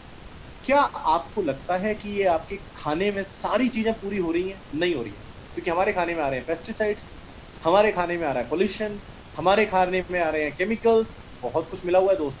क्योंकि अब हम 20 साल पहले के नहीं है जहां पर सारी चीजें ऑर्गेनिक थी। आज हम 20 साल के बाद है जहां पर प्रोडक्शन कम है, रिक्वायरमेंट ज्यादा है, इसलिए पूर्ति करने के लिए पेस्टिसाइड्स मिलाने पड़ते हैं ताकि जल्दी फसल तैयार हो, जल्दी हमारे तक पहुंचे। क्योंकि हमें चाहिए भी बड़ा बड़ा हमें गाजर भी बड़ी चाहिए भी हमें लाल लाल। तो इसके लिए क्या किया जाता है? इसके लिए केमिकल्स मिलाए जाते हैं, बहुत कुछ हो रहा है। एनीवे मार्केट, हम दूसरे टॉपिक पर नहीं जाना चाहते। मैं बात कर रहा हूँ कि हमारी बॉडी के अंदर इतना सब कुछ जा रहा है जिसकी वजह से हमारी बॉडी के अंदर डेफिशिएंसी होती है। उस डेफिशिएंसी से क्या होता है? कोलेस्ट्रॉल की प्रॉब्लम, बीपी की प्रॉब्लम, आयरन डेफिशिएंसी की प्रॉब्लम, स्किन डिजीजेस की प्रॉब्लम हमारे पेरेंट्स में सबसे ज्यादा देखने को मिलती है। क्यों? क्योंकि जिस समय जो हमारी एज है वहां पर तो क्या होता है कि हमारी एज के अंदर हमारा जो इम्यूनिटी सिस्टम है वो थोड़ा बेटर है, ठीक है, वो कवर कर लेता है। लेकिन जैसे ही ये एज 40 क्रॉस करती है, वीक हो जाता है बहुत ज्यादा, वो कवर नहीं कर पाता, वो डेफिशिएंसी बनता है, डेफिशिएंसी से बीमारी बनती है, बीमारी के बाद डॉक्टर के पास जाते हैं, डॉक्टर के पास एलोपैथी मेडिसिन लेते हैं, वो दूसरी बीमारी को जन्म देता है, क्योंकि एलोपैथी मेडिसिन हमारे ऑर्गन्स को वीक करती है। That's why supplements. I take 9 supplements. My father take 5 supplements. My mom take 5 supplements every day. My sister takes, my brother takes, my Jiju takes, Jiju's parents takes. Why? Because everyone needs a good health. एक अच्छी सेहत सबके लिए जरूरी है। अगर आप बीमार ना पड़े तो ज्यादा बेटर है, डॉक्टर के पास ना जाना पड़े ज्यादा बेटर है। आज से 10 साल के बाद, 15 साल के बाद आपकी बॉडी को किसी बीमारी से ना जकड़ा जाए वो ज्यादा बेटर है। इसके लिए क्या है? प्रिकॉशन। जो हमने बचपन में 5 नंबर लाने के लिए लाइन पढ़ी थी, precaution is better than cure, उसकी जरूरत अब है। अपनी सेहत का ध्यान रखें, अपने परिवार की सेहत का ध्यान रखें, उसके लिए प्रोडक्ट्स इस्तेमाल करें, विश्वास बढ़ेगा। 2-3 महीने के अंदर आपके अंदर जब असर दिखेगा तो प्रोडक्ट के ऊपर कॉन्फिडेंस अपने आप दिख जाएगा। इसके बाद आता है फेथ ऑन योर मेंटर।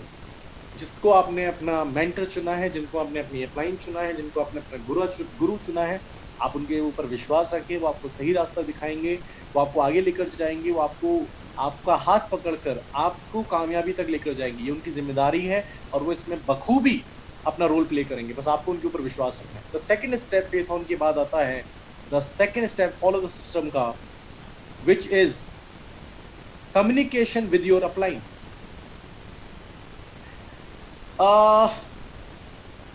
देखो दोस्त, आप इस इंडस्ट्री में नए हो सारे लोग, और कई बार ना हम नई जगह के नए तरीकों को समझने में टाइम लगाते हैं, और हमें कई बार ऐसा लगता है कि इससे क्या फ़र्क पड़ता है।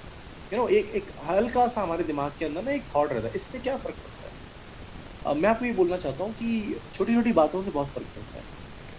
इसमें सबसे ज़्यादा इंपॉर्टेंट है कम्युनिकेशन विद योर अपलाइन। अगर आपका कम्युनिकेशन ही नहीं है अच्छा आपके अपलाइन के साथ, तो इसका मतलब क्या है? बॉन्ड अच्छा नहीं। इसका मतलब क्या है? तालमेल अच्छा नहीं है। इसका मतलब क्या है? हार्मोनी अच्छी नहीं है। इसका मतलब क्या है? टीम वर्क अच्छा नहीं है। और इसके वजह से क्या होगा? आपके बिजनेस का लॉस। आपने देखा है ना, जब बैट्समैन और रनर के बीच में कम्युनिकेशन गैप हो जाता है तो रन आउट हो जाता है कोई ना कोई एक प्लेयर। तो कम्युनिकेशन जितना स्मूथ रहता है ना दोस्त, उतनी बेटर अंडरस्टैंडिंग होती है। जितनी अच्छी अंडरस्टैंडिंग होती है उतना अच्छा बॉन्ड बनता है। जितना अच्छा बॉन्ड बनता है उतना अच्छा बिजनेस रन करता है। I have been into this business 9 to 10 years, okay. So मुझे कोई प्रूफ देने की जरूरत नहीं है कि मैं जो लाइन बता रहा हूँ आपको वो कितना काम करता है। मैंने लाखों लोगों का नेटवर्क बनाया दोस्त, ठीक है, और मैं कई हजारों लोगों से फिजिकल लेवल पर रूबरू हुआ हूँ। 5-5 हजार लोगों का सेमिनार भी कंडक्ट किया है, जहाँ पर मैं स्टेज पर हूँ, सामने 5000 लोग बैठे हुए हैं। बहुत ज़्यादा पर्सनल काउंसलिंग भी की है, बहुत सारे लोगों को ग्रो होते हुए और बहुत सारे लोगों को फेल होते हुए भी देखा है। इसलिए मैं आपको जो सजेस्ट करूंगा, मैं आपको जो गाइड करूंगा ना, उसमें आप डाउट बिल्कुल मत रखना, क्योंकि मैं किसी किताब से पढ़कर आपको नहीं बता रहा हूँ। मैं अपने 10 साल का एक्सपीरियंस आपसे शेयर कर रहा हूँ।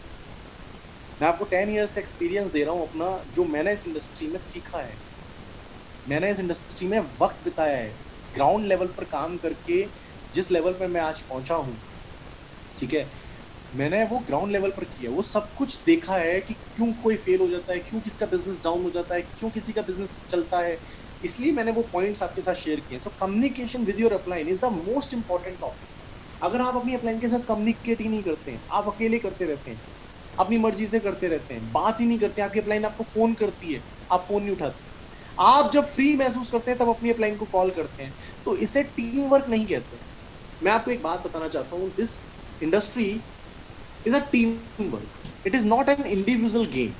इंडिविजुअल गेम में क्या होता है, आपकी मर्जी, आपके रूल और आपका सोच और आपका माइंड, आप फ्री हो सब चीजों के लिए। इंडिविजुअल गेम के अंदर जैसे नौकरी, जॉब क्या है, इंडिविजुअल गेम है, जॉब में टीम वर्क नहीं है। आपने बोला आज मेरा मन नहीं है जॉब पर जाने का, ठीक है, इट्स योर चॉइस, आप नहीं गए, आपने झूठ मूठ का कोई एप्लीकेशन दे दिया और आप नहीं गए। लेकिन क्या क्रिकेट टीम के अंदर 11 लोगों की टीम सिलेक्ट हुई है और उन्हें वर्ल्ड टूर पर जाना है, वर्ल्ड कप खेलने जाना है, और वर्ल्ड कप का पूरी एक सीरीज है, और तीसरे मैच के अंदर विराट कोहली बोलता है कि यार एक्चुअली ना मेरा मन कर रहा है कि मैं लद्दाख घूम आता हूं, तो तुम लोग मैच संभाल लो। ऐसा होगा क्या? ऐसा वो बोल सकता है क्या? वो ऐसा बोल सकता है यार अनुष्का को ना बेबी हो गया है तो यार मेरे को तो जाना पड़ेगा यार, तो मेरा पहला बेबी है यार, तो मैं तो यार मैं बाकी के मैच कैसे खेल सकता हूँ यार, मेरे को मेरे बेबी के पास होना चाहिए, है ना, मेरा पहला बेबी है और बिल्कुल न्यू बॉर्न बेबी है, अनुष्का को भी मेरी जरूरत है, मेरे बेबी को भी मेरी जरूरत है, तो यार तुम लोग मैच संभालो, मैं तो जा रहा हूँ। क्या वो बोल सकता है ऐसा? नहीं बोलेगा भाई, नहीं बोले, क्योंकि उसको पता है आई एम नॉट एन इंडिविजुअल, तो मेरा इंडिविजुअल इंटरेस्ट कोई मायने नहीं रखता है, I am a team player, and मेरे इंडिविजुअल इंटरेस्ट से पहले मेरी टीम आती है, मेरी टीम के फेवर में क्या चीज है वो मेरा इंटरेस्ट है, ना कि मेरा पर्सनल इंटरेस्ट मेरा पर्सनल इंटरेस्ट है। तो जब आप टीम वर्क की इंपॉर्टेंस को समझ जाओगे ना, चुटकियों का गेम है नेटवर्क मार्केटिंग में ग्रो होना आपके लिए। यहां लोग बाकी चीजों की वजह से फेल नहीं होते, आई रिपीट, यहां लोग अपनी वजह से फेल होते हैं, उनको समझाया जाता है कि ऐसा मत करना, और वो फिर भी करते हैं और फेल हो जाते हैं, है ना? कितनी अच्छी बात कि समझाने वाले लोग हैं यहाँ पर, और वो ये भी बताते हैं कि क्यों लोग फेल होते हैं, और फिर भी जो फेल होते हैं वो वही करते हैं जिसकी वजह से लोग फेल होते हैं। कितनी स्ट्रेंज बात। मतलब एक इंसान को बोला जा रहा है कि भाई देख संभल के आना, आगे पानी भरा हुआ है, तो वहां पर लेफ्ट साइड पर 3 फीट का गड्ढा है, तो वो इंसान क्या बोलता है, लेट्स चेक गड्ढा है या नहीं है, और वो भाई साहब जाता है खुद चेक करने के लिए और गड्ढे में गिर जाता है। तो यहाँ पर ज्यादातर लोगों के साथ ये होता है। जैसे मैं आपको आज ये पॉइंट्स बता रहा हूँ, आप सारे लोग पॉइंट्स सुन रहे हैं, स्लाइड भी देख रहे हैं, पता है आप में से सिर्फ 20% लोग होंगे जिनको फॉलो करेंगे, 80% लोग आप, ये मुझे पता है, ऐसा नहीं है कि आप मुझे बताओ, ये मुझे पता है कि 80%, अब वो 20% कौन होंगे ये नहीं जानता, और वो 80% कौन होंगे ये मैं नहीं जानता, लेकिन सिर्फ 20% लोग फॉलो करते हैं जो उनको बताया जाता है। 80% लोग जानबूझकर गलतियां करते हैं, जानबूझकर उनको बताया जाता है भाई प्रायोरिटी सेट कर लो, भाई ड्रीम लिस्ट, कई लोगों को ड्रीम लिस्ट 6 बार बता दी गई, वो बनाई नहीं उन्होंने। अब ये क्या है, जानबूझकर करने वाली गलती। कई लोगों को बोला कॉन्टैक्ट लिस्ट बना लो, अब बनाई ही नहीं, लेकिन वो कामयाब होना चाहते हैं, पैसा कमाना चाहते हैं। तो ये बिल्कुल वैसी वाली बात है कि आपके 10th क्लास के अंदर बायो एक सब्जेक्ट था या पीसीएम एक सब्जेक्ट था, और आप उसको बिना पढ़े 10th क्वालिफाई करना चाहते हैं, 12th क्वालिफाई करना चाहते हैं। यार ऐसे नहीं होता है, हर स्टेप की एक वैल्यू है, हर स्टेप की वैल्यू है।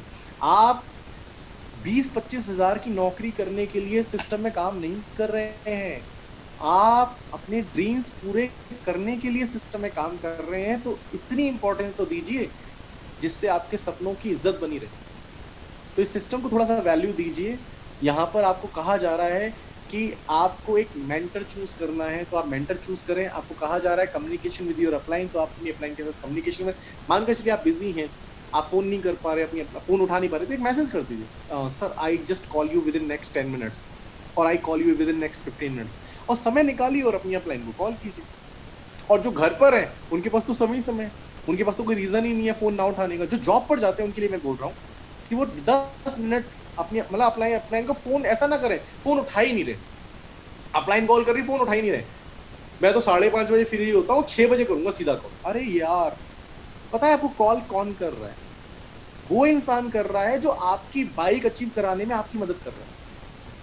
पता है वो इंसान कॉल कर रहा है जो आपके फास्ट हिट करवाने में आपकी हेल्प कर रहा है। पता है वो इंसान कॉल कर रहा है जो आपसे ज्यादा टेंशन ले रहा है आपका 10% अचीव कराने में। वो इंसान कॉल कर रहा है जो आपको ब्रॉन्ज डायरेक्टर होते हुए देखना चाहता है। वो इंसान कॉल कर रहा है जो आपकी बाइक चाहता है। सोचिए आप किसका कॉल मिस कर रहे हो। आपकी जिंदगी में ऐसे 5 नाम गिनाओ जो आपकी कामयाबी में आपसे ज्यादा इंटरेस्टेड है। बहुत कम है यार दोस्त। पेरेंट्स, सिस्टर, 2-3 लोग और, बहुत कम लोग हैं जो आपकी कामयाबी में आपसे ज्यादा इंटरेस्टेड है। और आपको एक ऐसा इंसान मिलता है जो आपकी कामयाबी में आपसे ज्यादा इंटरेस्टेड है, वो है आपकी अपलाइन, वो है आपका mentor. Respect him, value him, value her. आपकी जो भी अपलाइन है उनको वैल्यू दीजिए, उनको थैंक यू बोलिए। अपनी आपकी लाइफ में वो लोग आए हैं क्योंकि आपके लाइफ में आपके बारे में आपसे ज्यादा वो सोच रहे हैं। पता है उनको उनसे पूछो, आप उनको पता है कि उनको ब्रॉन्ज आपको कब तक बनाना है। आप शायद अपना ब्रॉन्ज सोच भी नहीं रहे होंगे। पता है आपकी अपलाइन आपसे बात करेगी और बोलेगी, हेलो शिवम जी, हेलो सर, हेलो केवल जी, हाँ जी कैसा चल रहा है? बस सर बढ़िया चल रहा है। और सर क्या कर रहे हो? सर मैम बढ़िया सर।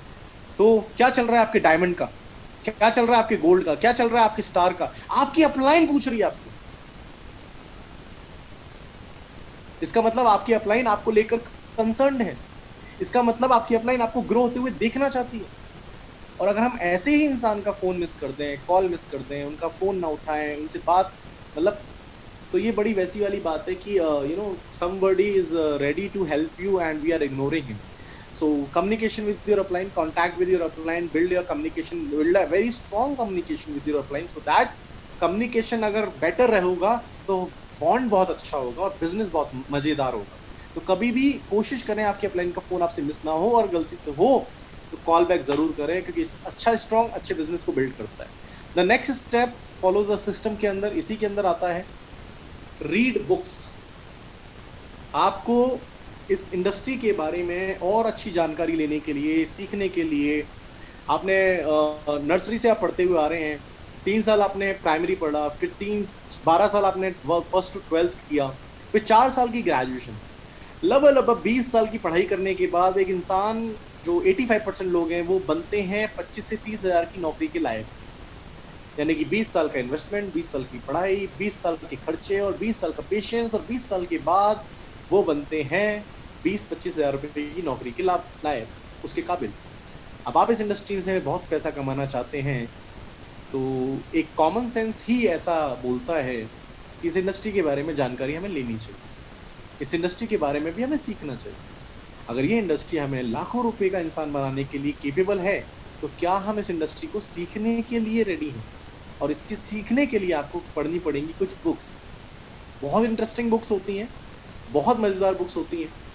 आप इनको पढ़ना शुरू करो, या आपकी जो कॉलेज की बुक्स है ना उससे भी ज्यादा इंटरेस्टिंग है। एक बार पढ़ना शुरू करना, आपको मजा आएगा। तो बुक्स पढ़िए आप जानकारी इकट्ठी करने के लिए ज्यादा से ज्यादा। ठीक है, मैं 2 बुक तो जरूर रिकमेंड करता हूँ, business school by mister Robert T Kiyosaki and questions are the answers, इसके अलावा जिससे आप सीख सकते हो। ठीक है, तो बाय एलन पीज, ये 2 बुक आप जरूर पढ़िए। इसके अलावा जो भी आपकी अपलाइन बुक रिकमेंड करती है, आप उस बुक को पढ़िए। आपकी अपलाइन बेटर जानती है कि आपको किस बुक की ज्यादा जरूरत है। तो अपनी अपलाइन से पूछिए, सर मैं कौन सी बुक पढ़ूं, and your upline will suggest you कि आप इस बुक को पढ़िए। द नेक्स्ट पॉइंट इज कि attend all meetings shared by your upline. कोई भी रैंडम मीटिंग मत अटेंड कीजिए, कोई भी, आई रिपीट, कोई भी रैंडम मीटिंग मत अटेंड कीजिए। कोई भी मीटिंग चल रही है इस समय, तो आप किसी भी मीटिंग को अटेंड कर लेते हैं। अपलाइन आपको जो मीटिंग शेयर कर रही है वो मीटिंग अटेंड कीजिए, क्योंकि इस समय आप लॉकडाउन में हो, सारी मीटिंग जूम पर हो रही हैं, सारी मीटिंग्स ऑनलाइन हो रही हैं। कई बार ऐसा होता है कि हमें किसी भी मीटिंग का एक्सेस मिल जाता है, कोई भी मीटिंग का हमें लिंक मिल जाता है और हम किसी भी मीटिंग में बैठ जाते हैं। तो आपको किस मीटिंग की जरूरत है वो आपकी अपलाइन जानती है, और वो उस मीटिंग का लिंक आप तक पहुंचा देती है। तो रैंडम मीटिंग्स मत अटेंड कीजिए, कोई भी मीटिंग मत अटेंड कीजिए। जितनी अपलाइन मीटिंग्स दे रही हैं वो सारी अटेंड कीजिए, उसमें से कोई मिस मत कीजिए, क्योंकि वो मीटिंग्स आपकी फाउंडेशन को स्ट्रांग बनाने में, आपके बिजनेस को बिल्ड करने में और आपको आपकी मंजिल तक पहुंचाने में एक बहुत बड़ा रोल प्ले करने वाली हैं।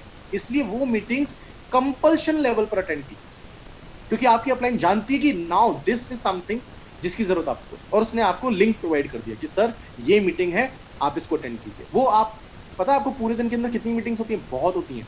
लेकिन क्या आपकी अपलाइन सारी लिंक्स देती है? नहीं देती है, क्योंकि वो जानती है इसकी जरूरत आपको अभी नहीं है, इसकी जरूरत आपको नहीं है, इसकी जरूरत आपको नहीं है। अब आप 8% पर हो, मैं आपको VLC की मीटिंग का लिंक दे दूं तो वो काम का ही नहीं है अभी आपका।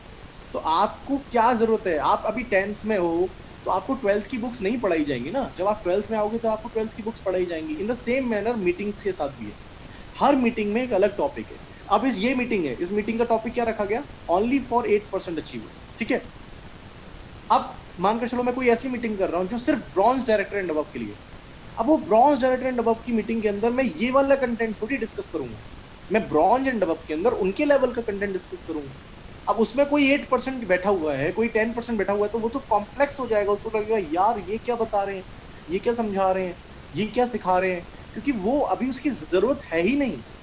जैसे जैसे आप इस फील्ड में आगे बढ़ोगे वैसे वैसे आपको अपडेशन की जरूरत पड़ेगी, आपको उस वाली नॉलेज की जरूरत पड़ेगी। अभी मानकर चलिए मैं आपको ये सिखाऊं कि टीम कैसे बिल्ड करते हैं, ये अभी आपके लिए सेंसलेस है, क्योंकि अभी आपको सेल्स निकालनी, अभी टीम नहीं बनानी है।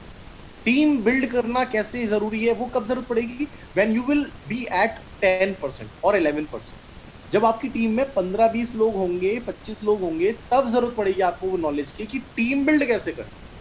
लेकिन अगर मैं आपको अभी वो नॉलेज दे दूं जो आपके काम की नहीं है, अभी तो आपको टीम बनानी है, उसको रिटेन कैसे करना है, उसको संभाल के कैसे करना है, उसको ग्रो कैसे करना है, उसको बड़ा कैसे करना है, वो नॉलेज की जरूरत अभी आपको नहीं है। इसीलिए attend all the meetings shared by your upline, not random meeting. और जो अपलाइन शेयर करे उसको गलती से भी मिस मत कीजिए कि वो मीटिंग आप मिस कर रहे हैं और उसके अंदर आपको बहुत कुछ नुकसान हो सकता है। The next step which I want to share with all of you, maintain your diary. अपनी डायरी मेंटेन कीजिए। जो लोग अपनी डायरी मेंटेन करते हैं, अपनी डायरी में सब कुछ लिखते हैं, उन्होंने किस किसको प्लान दिया, किसका फॉलोअप लिया, किसका क्या रिस्पॉन्स रहा, उसने क्या बोला, उसने बोला है कि वो एक हफ्ते बाद उसकी सैलरी आ रही है वो तब लॉग इन करेगा, या जो भी है, ठीक है। आप अपनी डायरी मेंटेन कीजिए। आपने बोला ये ट्रेनिंग सेशन अटेंड कर लिया, तो ट्रेनिंग सेशन का नाम उसके ऊपर किसने मीटिंग दी और अपने टिक लगा लिया, ताकि आपको पता रहेगा कि अच्छा ये ट्रेनिंग आपकी टीम के अंदर कोई आ रहा है तो आपको पता होना चाहिए कि उस पर्सन ने ये ट्रेनिंग अटेंड कर ली या नहीं कर ली, कि इसको ये वाली ट्रेनिंग अटेंड करवानी है। तो डायरी वर्क के ऊपर थोड़ा काम कीजिए, अपनी डायरी मेंटेन करना स्टार्ट कीजिए। The next topic which I want to discuss is consistency. इसके ऊपर मैं कुछ बोलना चाहूँ आपको, तो मैं आपको ये बोल सकता हूँ कि लाइफ के अंदर आपने देखा होगा हर जगह, एवरीवेयर जहां पर भी ग्रोथ है उसका रीजन है कंसिस्टेंसी। आपने देखा ना, एक वाटर ड्रॉप अगर कंसिस्टेंटली एक ही जगह पर गिरती रहती है, तो जिस जगह वो गिरती है, वो अगर रॉक भी है, अगर वो पत्थर भी है, तो भी वहां पर होल हो जाता है, तो भी वहां पर वो छेद हो जाता है। क्यों हो गया? पानी की वजह से नहीं, पानी की वजह से नहीं हुआ। आप पानी ऐसे डाल दो फ्लोर पर छेद नहीं होगा। वाटर की टेंडेंसी नहीं है होल करना, लेकिन कंसिस्टेंटली वो एक ही जगह गिरती रही, इसलिए होल हो गई। आपने देखा होगा कुएं से कोई पानी खींचता है रस्सी से, तो रस्सी की टेंडेंसी नहीं है रॉक पर निशान बनाना, लेकिन क्योंकि वो कंसिस्टेंटली वो एक ही जगह पर बार बार फ्रिक्शन करती रहती, इसलिए रस्सी भी पत्थर को काट देती है।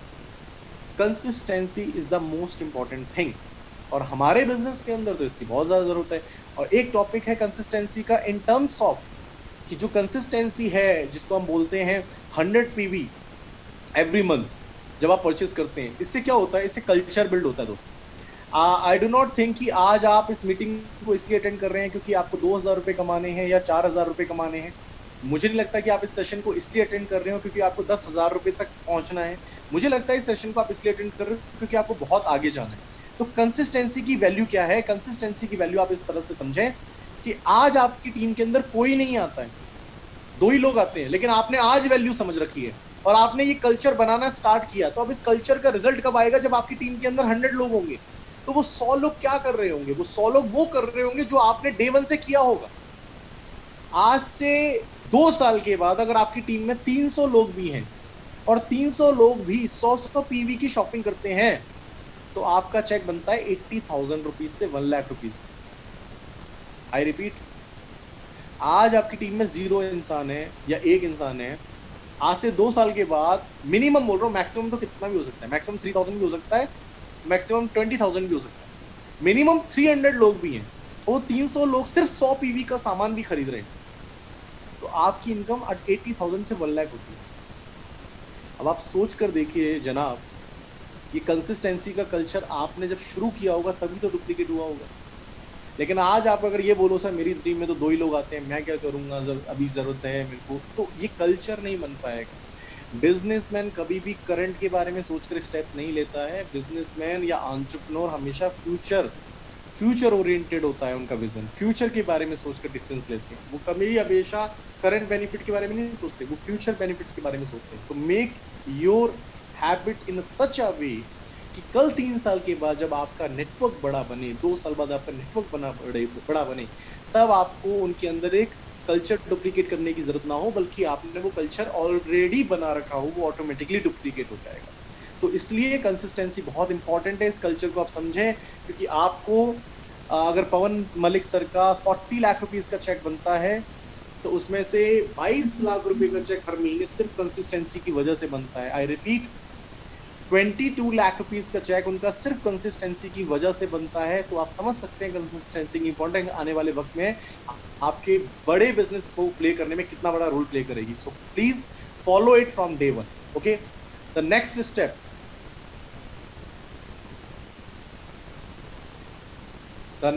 I want to share with all of you.